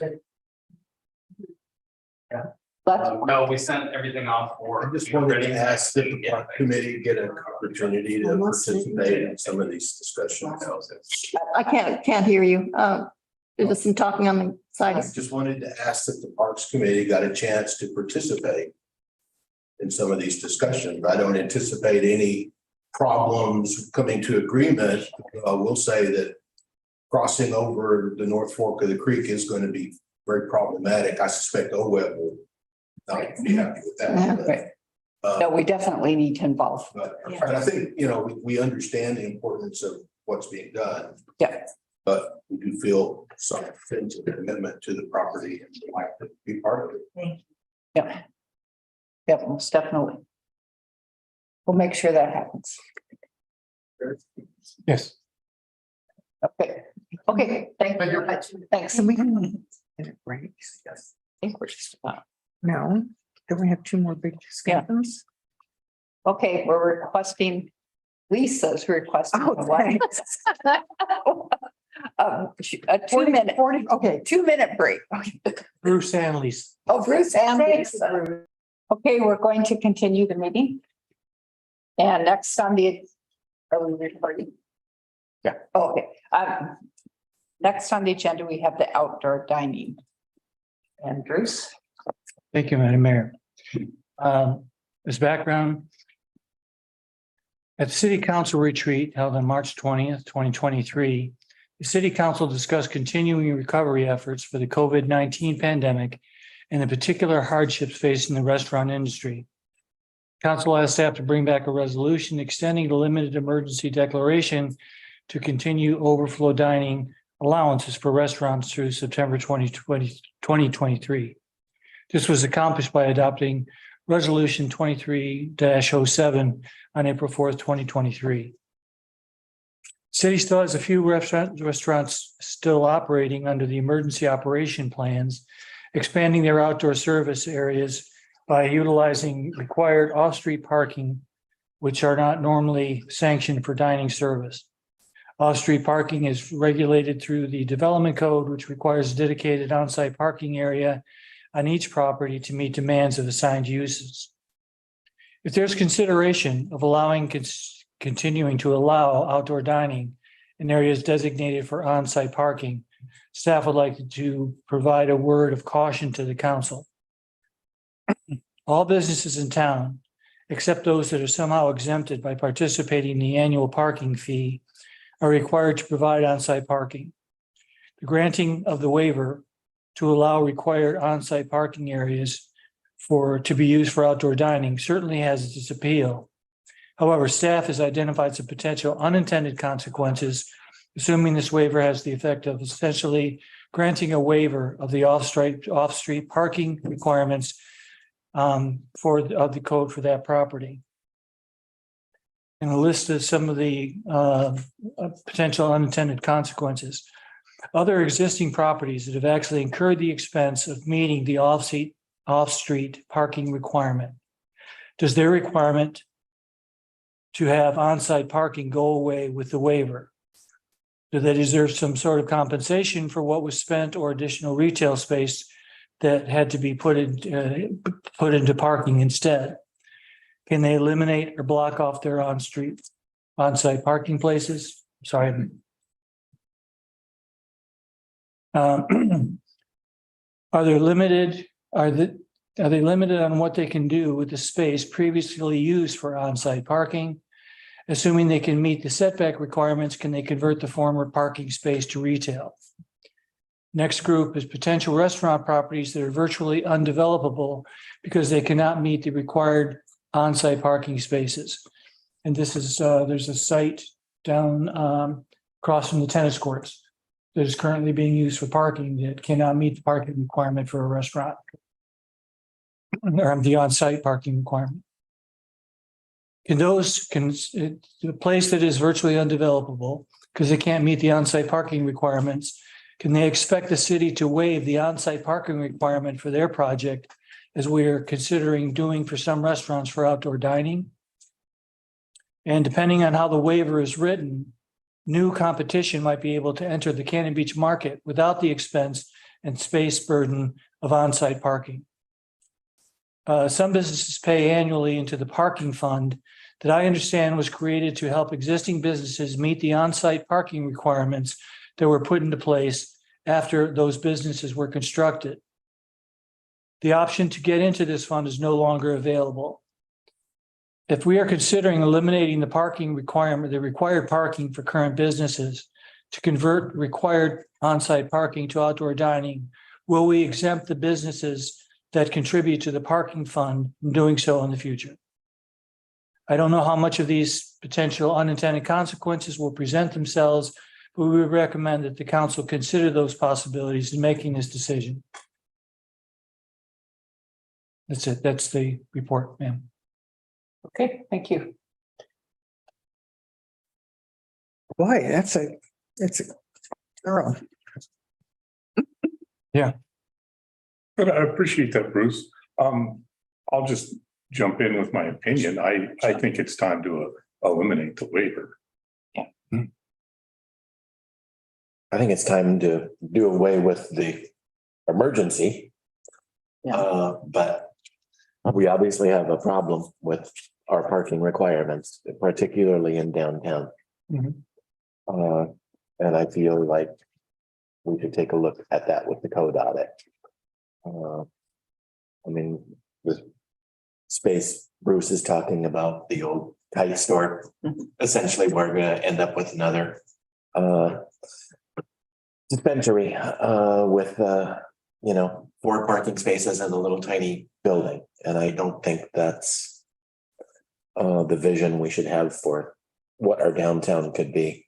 I think we really need to look at how we can make downtown even more pedestrian friendly. It's one of the great things about Cannon Beach is how pedestrian friendly it is.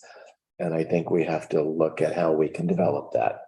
And so there's a lot wrapped up in here, which is the commercial parking requirement, particularly in downtown core. And there's, then what do you do with those restaurants?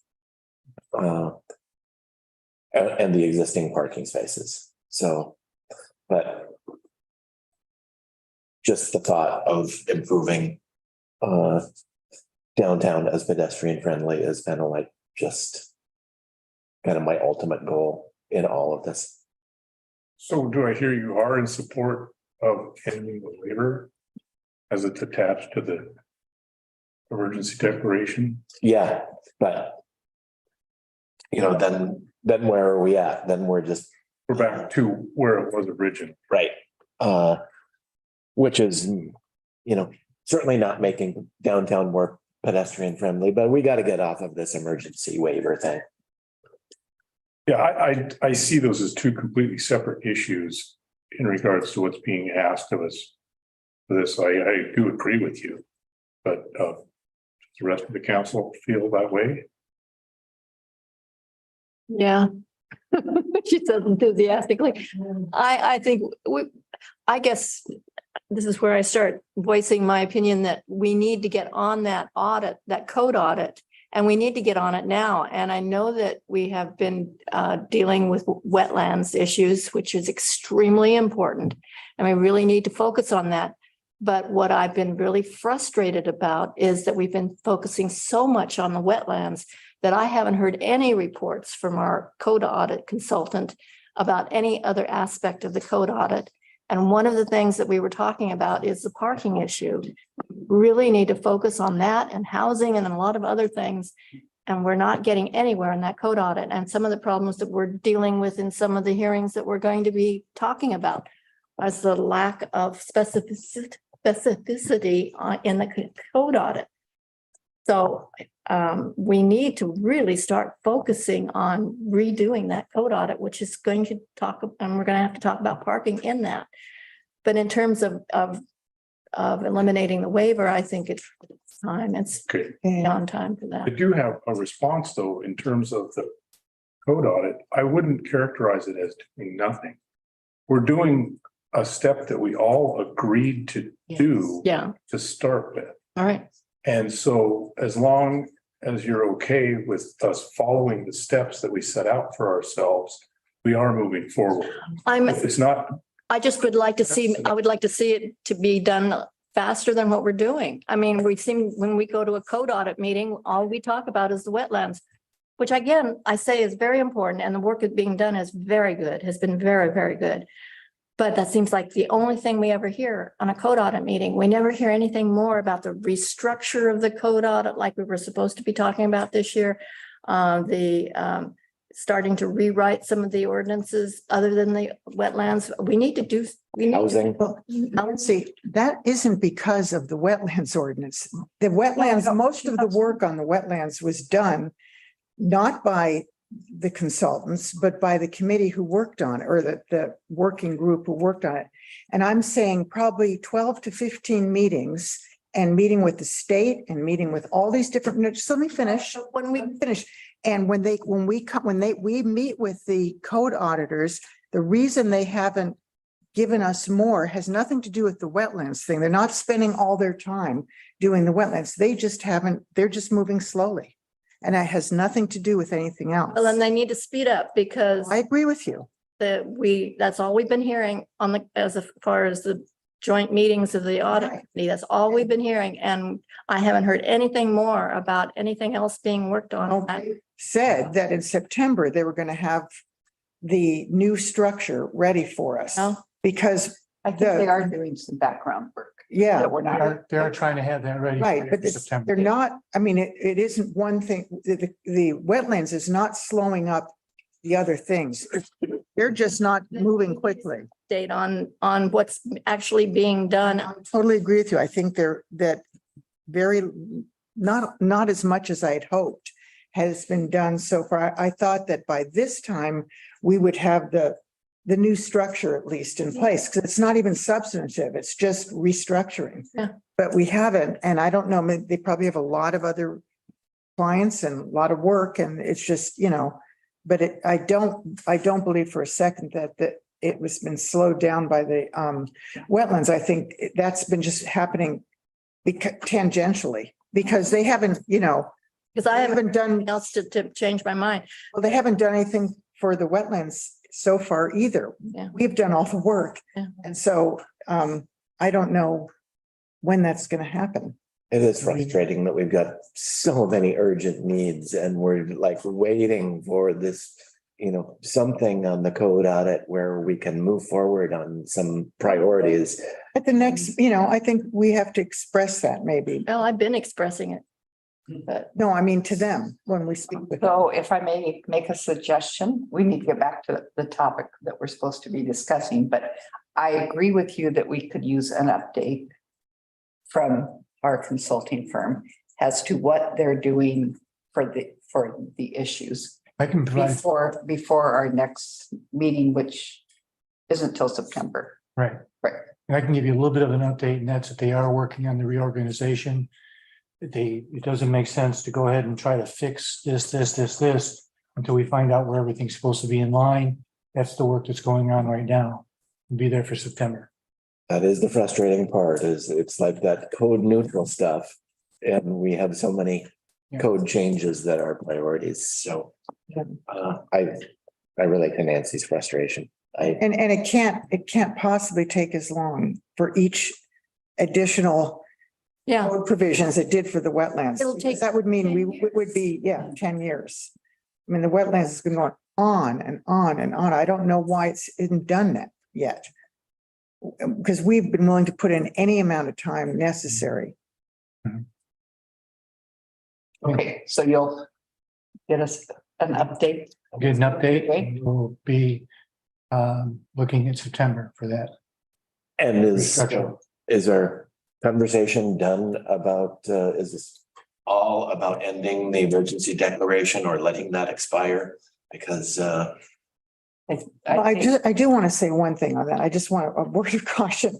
I mean, I know the emergency declaration is over, but I did read an article today. You know, I think it was the New York Times. I read it, and there is, I mean, it may come back because there's a new strain out now, and a lot of cases on the East Coast are with the new strain, and they're moving up from Florida up the coast, and there's, so we don't really know I'm hoping that it's over, but I don't think we should, this one is over, the one we were involved in, but just, COVID isn't over. But the waiver is. Yeah, yes. yeah, I guess that's what. And the code audit is still a ways out. And, we've got the dispensary, which I'm still appalled with what we ended up in downtown is some kind of improvement. And now we're sitting with a gravel parking lot across from the tennis courts, and probably an owner that their hands are tied because they can't really do anything unless it's another tiny structure with parking spaces.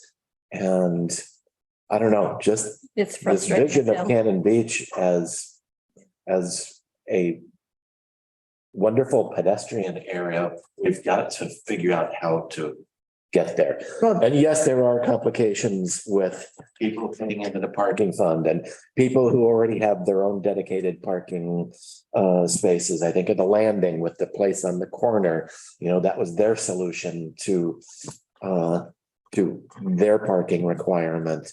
And I don't see it as a wonderful pedestrian area actually at all, because the only reason someone hasn't gotten run over is because everybody stops when they step out into the middle of the street.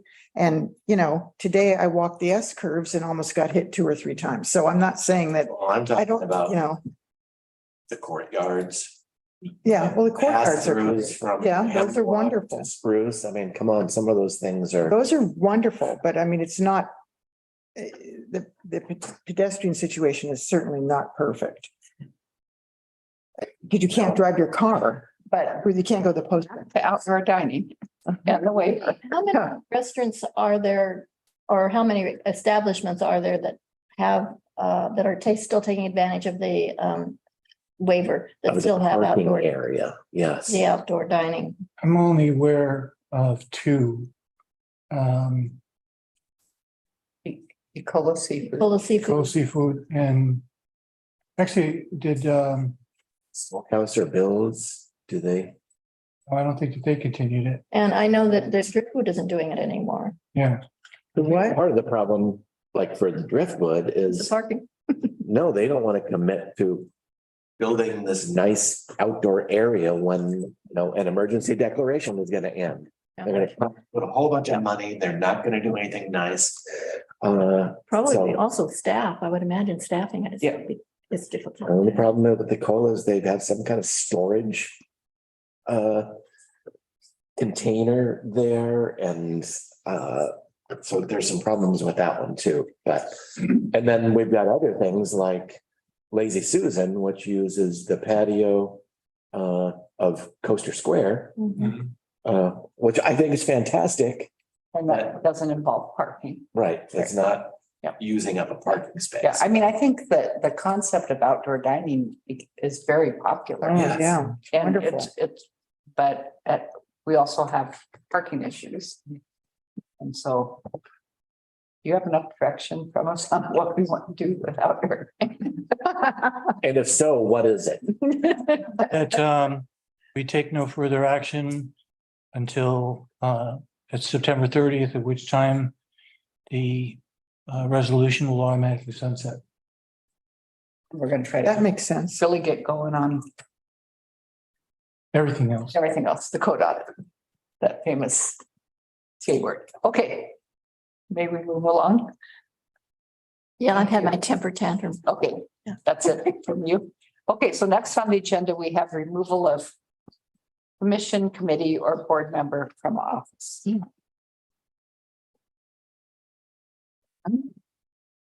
That's Madam Mayor. This point, that's this. At your annual council retreat. Am I reading the same one? Yeah. Suspiciously like the previous. Council discussed the meeting attendance for members of the city's committees, boards, and commissions. Appointed public officials are integral to the operation and character of the city, and absenteeism can impact the city's ability to function efficiently and effectively. To best support the powers and duties listed in the code, council reduced the number of unapproved absences for board members of boards, committees, and commissions from 3 to 2 in ordinance 23-04 on May 2nd, 2023. Current code provides for the following for each committee, board, and commission. Member of the commission may be removed by the city council after a hearing for misconduct or the non-performance of duty. Member who is absent for 2 meetings in a calendar year without an approved excuse is presumed to be in non-performance of the duty, and the council shall declare the position vacant. To effectively implement this portion of the code, city staff recommends the council adopt an administrative process for removal of a member. Such a process will provide the council and appointed officials clarity in the process for removal. The policy would address items such as what constitutes an unapproved absence, who can initiate a removal, and what information should be provided to council prior to council declaring a position vacant. I will tell you that you do have one that is active or will be coming to you. It is a person on TAC that has missed meetings for probably almost a year. And the TAC committee voted to recommend to you that that position be taken off the committee. So that's in play. In process, okay. Right, yes. So is an unapproved absence one where there's no call to the chair or Jen or anybody else saying, I'm going to be missing a meeting, I'm going on a vacation, I'm ill, I have a family emergency? Is that to me, I guess, would be an approved absence, but you have to let somebody know. Who do you let know? Do you let the chair know? Do you let the city staff know? I'm not sure who is the person who has to know. Well, I think the notification should be to a city staff member rather than the chair of the committee. Okay. I mean, I think the chair could be notified once, but I think that needs to be done on a staff level. So would it be the staff liaison then to the committee? That would make sense. Yeah. And then once we were to hear that, we could notify the entire board or commission that such and such will not be there.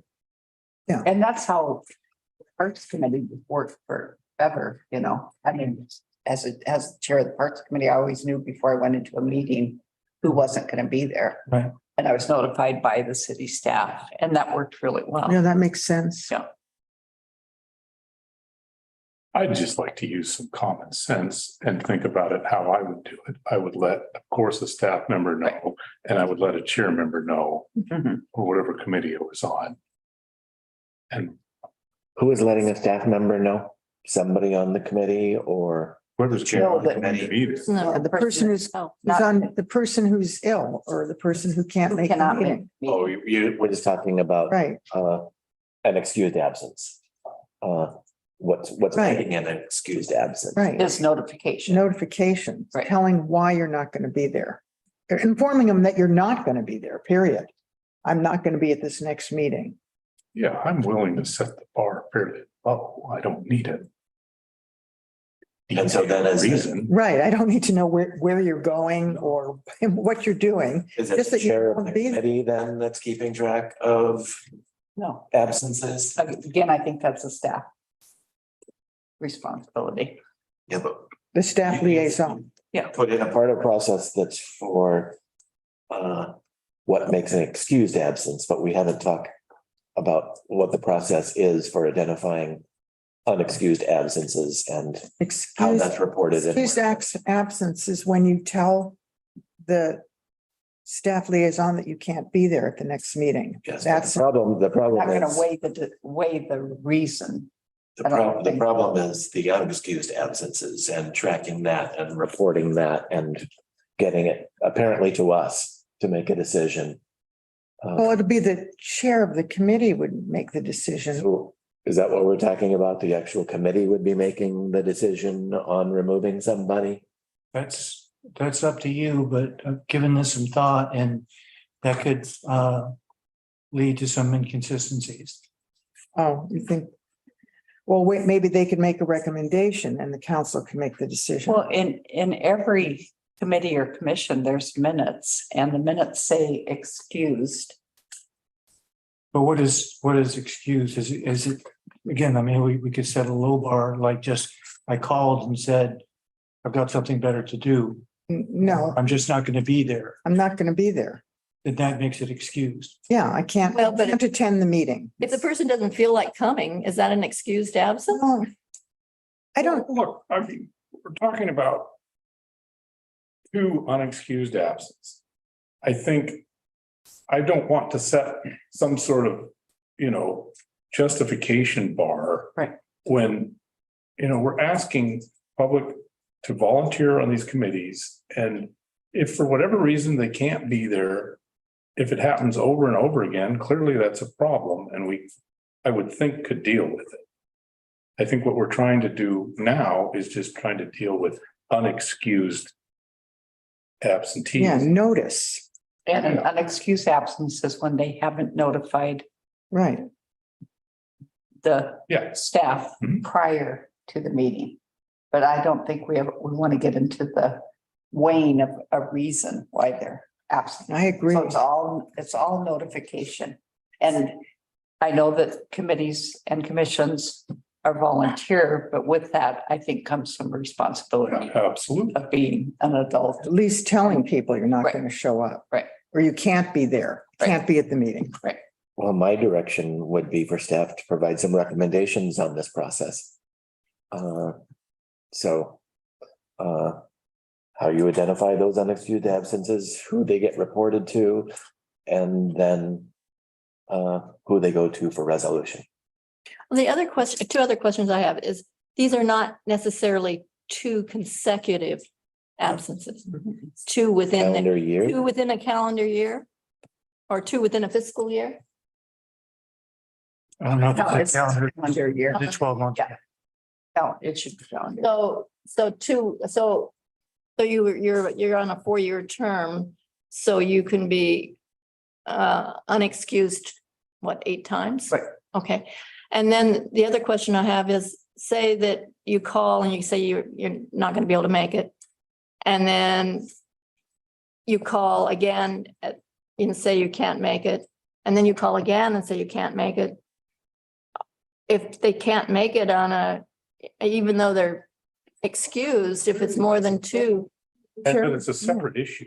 Well, is it? It is, because let's say someone has an illness that's keeping them from the meeting. Yeah. For 3 consecutive meetings. We're going to say, well, if you have this particular illness, you can't, you're going to get kicked off the committee. And if you have a lesser illness that doesn't keep you as, I don't think we can, I'm not comfortable making those kind of judgment Oh, I know calls. that's happened numerous times. Well, I don't know that it's us making those judgment calls, but I think if someone continually calls in with an excused absence, we should be looking at their removal. Well, it's exactly what happens. Yeah. And it happens within the committee, the chair will ask something them. about it and it'll Yeah. get taken care of. And the chair will say something like, is it you've gotten to a point where you can't make the meetings anymore? And if you can't, maybe, we should think about, So is all we need communication to committee chairs to spell out this process on when to? So the person that is not attending meetings at the TAC level, TAC committee, have they been notifying someone? That they're, okay, Well, I think they notified him the most recent one. it's been happening Ironically, for a year. we asked about availability for a meeting and he was the only one that responded, Oh, jeez. just out of the blue. With no? Oh, yes, yeah. Mayor, Yes, Ashley. could I provide some Please. comments Yes. for the Please. council? I mean, I Yes. think the notification is important, but the council can also provide guidance about what kind of absences will be approved. So, you can, instead of micromanaging, you can say, generally speaking, illnesses, personal emergencies, and unavoidable conflicts will be considered, approved absences. And that, provides some sort of guidance about, please prioritize these meetings. And then there are 2 times per year where, you can miss a meeting for a vacation, you want to babysit your grandkids, etc. We're not necessarily micromanaging, but we're providing some guidance about prioritizing attendance. and is that like, what about illness of a spouse or illness of a child? Or is it just your own illness or?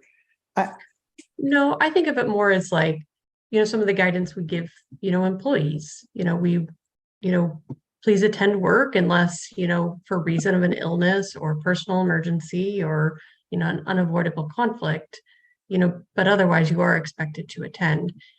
And, obviously the city council, particularly in the city of Cannon Beach, has a lot of meetings. My understanding is that a lot of these commissions meet monthly. So it's, How many hours away? correct me if I'm wrong, but it would be essentially like, 1 day a month for, 12 months. We would like you to prioritize that. And then 2 times, that's fine. You're on vacation. You've decided that it is more important to do a family event. That's fine. You have 2 of those a year. And then if you're sick or if you have an emergency come up, those would be approved absences. And again, these are just suggestions. This is clearly a policy decision for the council. And I do have suggestions once we get past this on process. Well, I like your 3 pieces of terminology for the excused ones, family illness. Can you say those 3 again? I had illness, personal emergencies, and unavoidable conflicts. And again, there's going to be some common sense. There's going to be somebody, the board chair, making a decision about whether they're going to do a recommendation to you guys. And then in the process, we can have an executive session where if that person believes that this was unfair or the absences that were considered unapproved or unjustly, characterized as that, they'd have an opportunity to come speak to you before any final decision was made in executive session. I think travel should be part of that too. I think That would mean you couldn't go, like, let's say you have 2 council meetings in 1 week. That means you would use up everything by taking a 2-week vacation. You wouldn't be able to, or let's say you had 3 council meetings in 2 weeks. that never happens. That happens Is a that- lot. Is that applicable to the boards and commissions? Are they meeting twice a week or am I correct that they're more like on a once a month? No, it's only applicable to council. Right. So it doesn't apply to council. This is for board and commissions that have substantially less meetings. And I think we as a council have been very good about communicating when we're going to be gone. Sure. Yeah. I don't recall the last time anybody missed a meeting and did. I was in Hawaii and went to 3 council meetings. Right. Yeah. I could tell you were in Hawaii. Yeah, I wanted to make sure you knew. We had extra meetings just to punish you. Bruce, a question for you about that too. For your board and commissions, there's always a remote attendance. Right. Possible, correct? I see Rusty shaking his. Yes. Yeah. Yeah, I'd say we bend over backwards to make, you know, the meetings accessible Right. for people. Right. Yeah, I think that's true. So if we add travel to the. I think we should add travel, though. I mean, you know, like when Lisa was in Normandy, you know, it was difficult for her to zoom in. So sometimes it I is. don't know. I don't unavoidable. appreciate. Actually, I missed one meeting. It just, that That was was luck. lucky. That was totally luck though, because, you know, just, that's all we had. And that was very rare. So we're in agreement on the 4 reasons that you can have an excused absence. Say them again, Ashley. Illness, and we can, you know, illness would encompass your illness. Illness is somebody that you take care of, etc. Personal emergencies, unavoidable conflicts, and travel. That's pretty general. Yeah, unavoidable. And then you said you had some suggestions for process. To do. So first of all, notification to the city staff liaison whenever reasonably possible prior to the meeting. You know, there are occasions you get into a car accident, you're ill. The first thing on your mind is not letting the city know that you're not going to be able to make the TAC committee meeting. So just give some leeway there. My recommendation is that, you know, when the situation is occurring, the chair of the committee, you know, send an email or make a recommendation to council regarding removing a member of the committee. The council would then provide notice to the impacted board member and an opportunity for that board member to request a discussion with the council in executive session. So that would be under ORS 192-660. Oh gosh, I think it's 2B. It's, you know, to consider removing a public official. And so let's say that person disagrees that this isn't fair. It's that I had an illness. I wasn't able to do this. They could come meet with the council in executive session, explain that. And then the council could come out of executive session and make a final decision about declaring the seat vacant and essentially removing the person. If the impacted individual doesn't respond to the council's email, you wouldn't schedule the executive session. You'd just go right to the public meeting where you would remove the individual. What more likely will happen is that when that notification goes out to that person who hasn't been attending the meetings, they may opt to withdraw or resign from the board and commission and not go through the process. So that communication can provide those 3 options to, you know, have an executive session with the council to discuss this issue, to have the council make a decision in open session, or to resign your position in lieu of either of those options. Thank you, Ashley. Yeah, I'd like to see those written out and. She said. And then we can. Yeah, there wasn't a Yeah. bit of that. I disagree. Yes. Everything Okay. you said made total sense. I Okay, should we'll have put said it- earlier, let's let Ashley write it. So we'll just put that together in a resolution for the council to adopt, and that it would apply to all boards and commissions. Great. Okay. Thank you. Thank you. Okay, good to the order. Anyone? Of course, Bruce. I met with Paula Wiki regarding bus service. Yeah. And they are putting together some information for us to consider. They said they would deliver it by Thursday. And have had a conversation with the city manager of Seaside, and he said that his mayor had contacted him and said, let's see if there's some way we can work with them. Yeah, that's great. So that's where we're at. Good. Thank you. I have a question for Bruce, is go to the order, if he could do something. I talked to somebody today from I can't remember all the OLDF. OD, yeah, no. W. Department of Lands and Conservation. Oh, that Okay, one. yeah, so, LCD. yeah, thanks. Anyway, I talked to. Close. That was really close. So it was about Chapman Point and Ecola Point and the shellfish harvesting at both places. And that took place in the last low tide about 5 days ago. It also happened. I know, I saw that. That's clearly illegal. So, yeah, but so I asked him, he called me back this evening, right before the meeting, and he said that right now, they are in the rulemaking process, but unfortunately that will not be completed until January. Mhm. Okay, so there's nothing that right now, it's actually not illegal. It will be illegal and it is part of the whole, you're not supposed to do that. But we don't have any notice to people. We have no, but I said, when the rulemaking happens, who do we call if we see it happening? And he said he thought there was a memorandum of understanding between the state police and our city police. And I don't know if that's true. I've never heard that is true, and I said, well, there's really no access for the city police to get down there. I mean, they can't drive a vehicle down there. So you mean they have to park on the sand dunes and, run down the beach? And so I wasn't really sure how that would work, but They can drive on it. Oh, they can drive. from, how would they? Boulevard. No. they No. cannot Do that. To Chapman Point, yes, but Yeah, I'm talking about Chapman Point and Ecola Point. Yeah.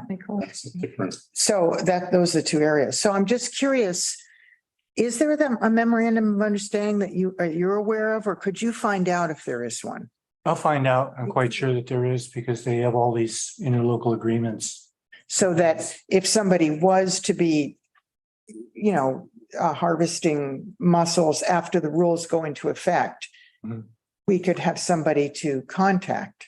Are you saying that the harvesting mussels in on Haystack? No, at Chapman Point. Chapman Point, hasn't that been made It's going through OPAC. We have a meeting on September 8th and the rules are in process. And right now they can pick 672 Right.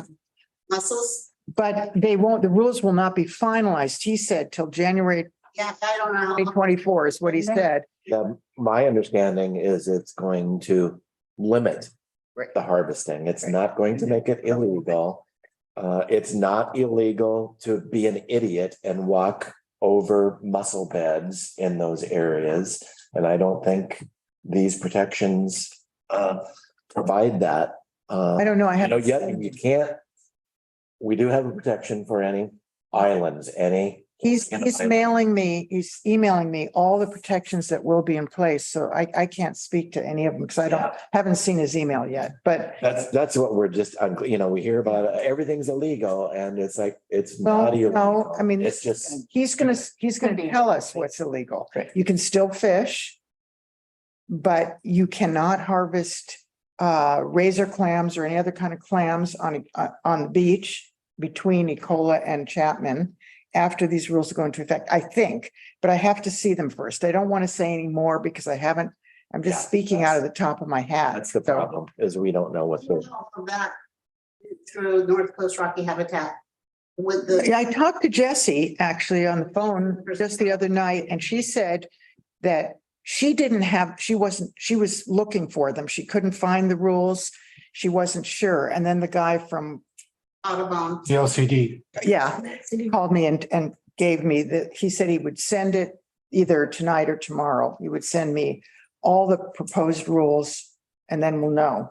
And then send them to the rest. I of will. us. Yeah. And, That would be good to know. Doing an article on it. and again, those are the proposed rules, so Yeah. when something actually happens. But it looks like it's gonna happen. For those designations. So The marine conservation area. yes, and they're already designated. So that's done. That's a done deal. But each of them has their own separate rules. We need to educate the public and make them think there's rules. Okay, thanks, Deb. I can't, we did have, within the past week, somebody took about 200 mussels I know. off the rock that's to the north of the rock. And they waited for the staff, the ATRAP staff to leave. So they obviously knew they weren't supposed to do it. Because they were sneaky and waited for them to go. Yeah. And that is legal, right? That is, Oh, yeah. State, federal and city. Wasn't it at least two incidents of Wow. rock mussels being, one in Haystack, wasn't one in Chapman Point? Yeah, well, there's, that happens all the time. I have one other thing. Okay. We talked Done with- briefly last time about some kind of response to the ethics question about projects being bid. And I'm just hoping that we We're still can, going through that okay, material. I'd like some kind of response so that we can. Have you seen it? Have you seen the material? Yes, Okay, good. Yeah, I forwarded it. Oh, great. Okay, yeah. sure. Anything else? Okay, meeting's adjourned. Thank you, everyone.